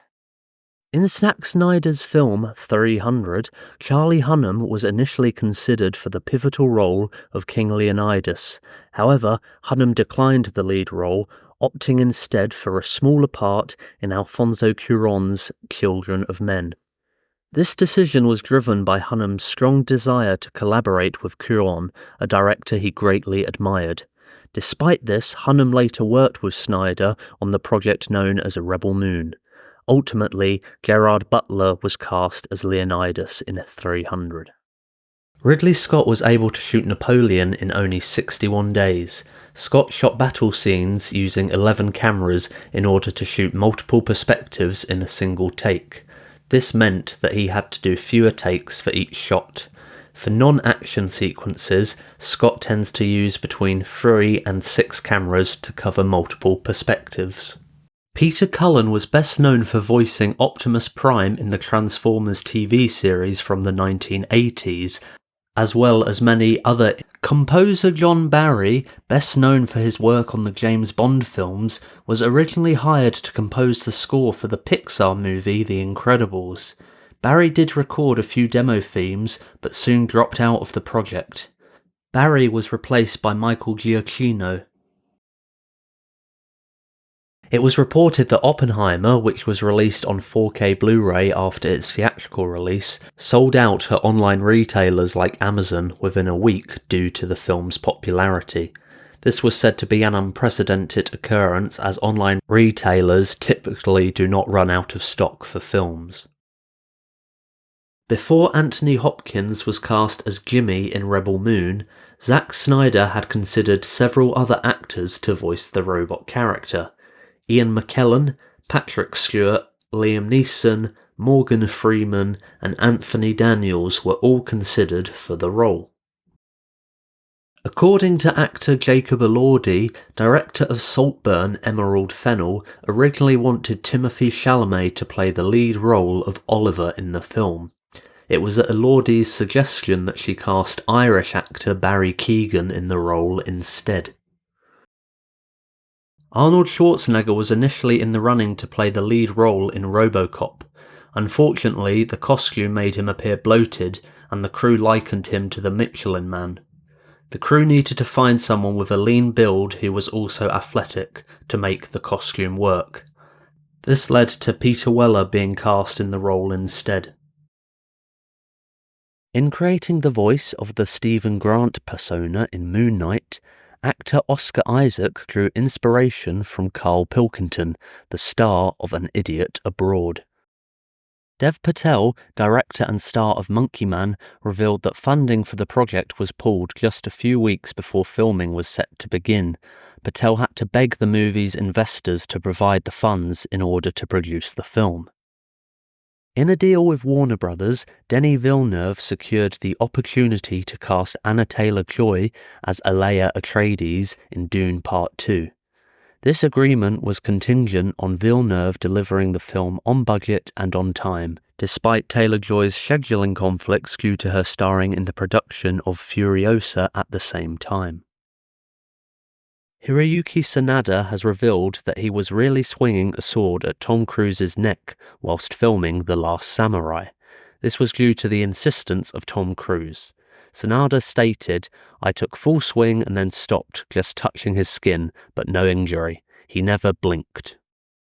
In Alex Garland's film Civil War, actor Jesse Plemons was not the original choice. At the last minute, the initial actor withdrew, and upon actress Kirsten Dunst's recommendation, Plemons stepped in to fill the role. It is worth noting that Plemons is married to actress Kirsten Dunst. Kingdom of the Planet of the Apes was reportedly set to be a reboot of the Planet of the Apes franchise. However, after the first trailer, it was revealed that the film is a sequel to the trilogy of the films that starred Andy Serkis as Caesar. This movie takes place hundreds of years after the events of War for the Planet of the Apes. Gary Oldman said he developed the voice of his character in The Fifth Element, John Baptiste Emmanuel Zorg, by combining the voices of presidential candidate Ross Perot and iconic Looney Tunes character Bugs Bunny. Actress Hannah Waddingham revealed that filming a scene in Game of Thrones left her with chronic claustrophobia. Waddingham portrays Septa Unella in the series. In the scene, the character is tortured by Cersei Lannister. The scene had Waddingham lying down having grape juice poured on her face for many takes over 10 hours. Waddingham has said filming the scene was the worst day of her life. When the trailer for Deadpool and Wolverine dropped, many people thought Hugh Jackman used prosthetic arms in order to make his arms look more muscular. However, this was shot down by Deadpool comic creator Rob Liefeld. When visiting the set during production, Liefeld said that Hugh Jackman's arms are 100% real and confirmed it by feeling Jackman's muscles on set. Alec Guinness was initially hesitant to play Obi-Wan Kenobi in Star Wars because it was a science fiction film. However, he decided to read the script after hearing positive reviews of George Lucas's previous film, American Graffiti. Guinness thought the dialogue was terrible, but he was so captivated by the story that he kept on reading the script, and thus took the role. Before Jack Black was cast as Carl Denham in King Kong, Peter Jackson had envisioned either Robert De Niro or George Clooney in the role. At one point, Jackson had approached Ian McKellen for the role, having worked with him on the Lord of the Rings trilogy. McKellen turned down the opportunity due to his commitments to a theatre production in London at the time. Paul Mescal revealed that he was cast in the role of Lucius in Gladiator 2 after a 30-minute Zoom call with the director Ridley Scott. Mescal stated they only spoke about the plot of the movie for the first 10 minutes before spending the rest of the time talking about Gaelic football and other topics. Mescal assumed he would have to screen test after the call, but was cast by the director immediately. With the casting of Benedict Cumberbatch in Star Trek Into Darkness, many fans speculated that he would be playing the character Khan, who first featured in Star Trek II: The Wrath of Khan. However, this was denied multiple times by Cumberbatch. The film's director, J.J. Abrams, and the stars Alice Eve and Carl Urban also denied this rumour, stating he was playing the character John Harrison. However, this was simply misdirection and Benedict Cumberbatch was indeed playing Khan. Though for the first part of the movie, Cumberbatch's character uses the alias John Harrison. Initially, Ryan Gosling had been chosen to portray the Beast in Disney's live-action remake of Beauty and the Beast. However, he opted to leave the project to star in Damien Chazelle's La La Land. Interestingly, Emma Watson, who portrayed Belle in Beauty and the Beast, had previously left La La Land to join the Disney remake instead. Before casting Richard Harris as Marcus Aurelius in Gladiator, director Ridley Scott had considered casting Christopher Plummer in the role. Christopher Plummer had actually played the role of Commodus in the historical epic The Fall of the Roman Empire in 1962. According to reports, Mads Mikkelsen had met with Marvel to star as Doctor Doom in the upcoming movies Avengers Doomsday and Avengers Secret Wars. However, Marvel felt going with Robert Downey Jr. in the role was the safer option. Mikkelsen had previously starred in Doctor Strange as the villain Caecilius.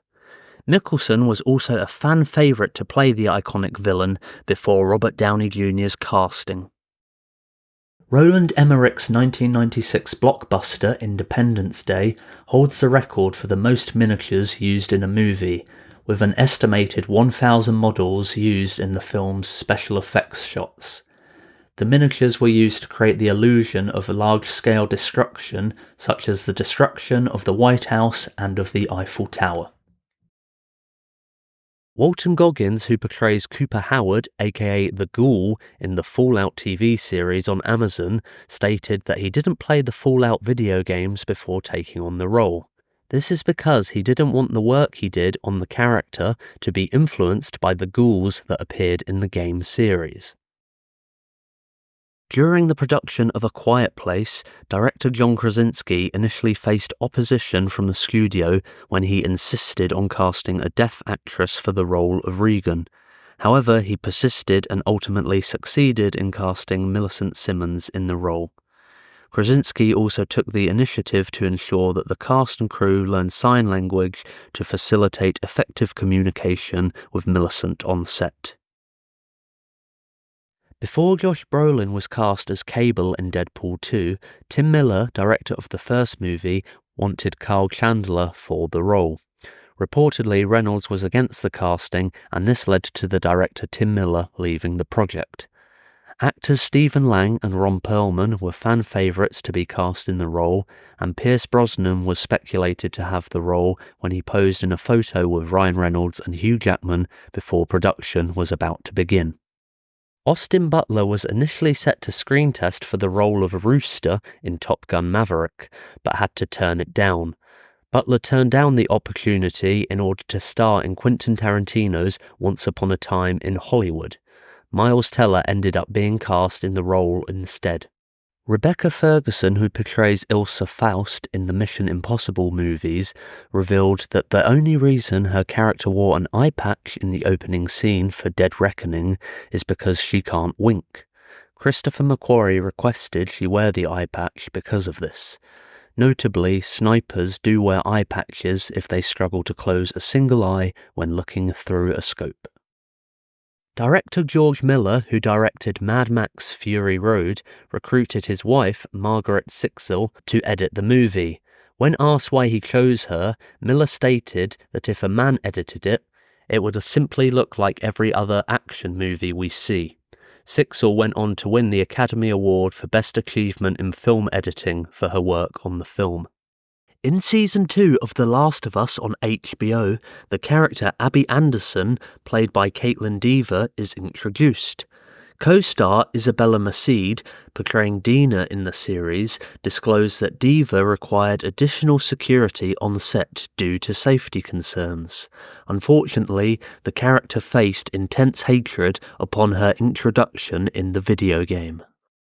Jeremy Renner had been approached to reprise the role of William Brandt in Mission Impossible Fallout, having starred in the 2 previous movies in the series, Ghost Protocol and Rogue Nation.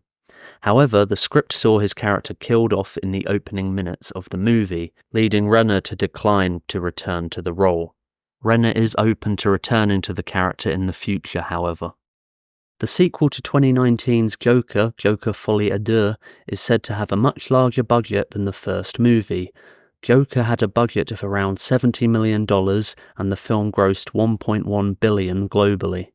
The sequel is said to have a budget of around $200 million.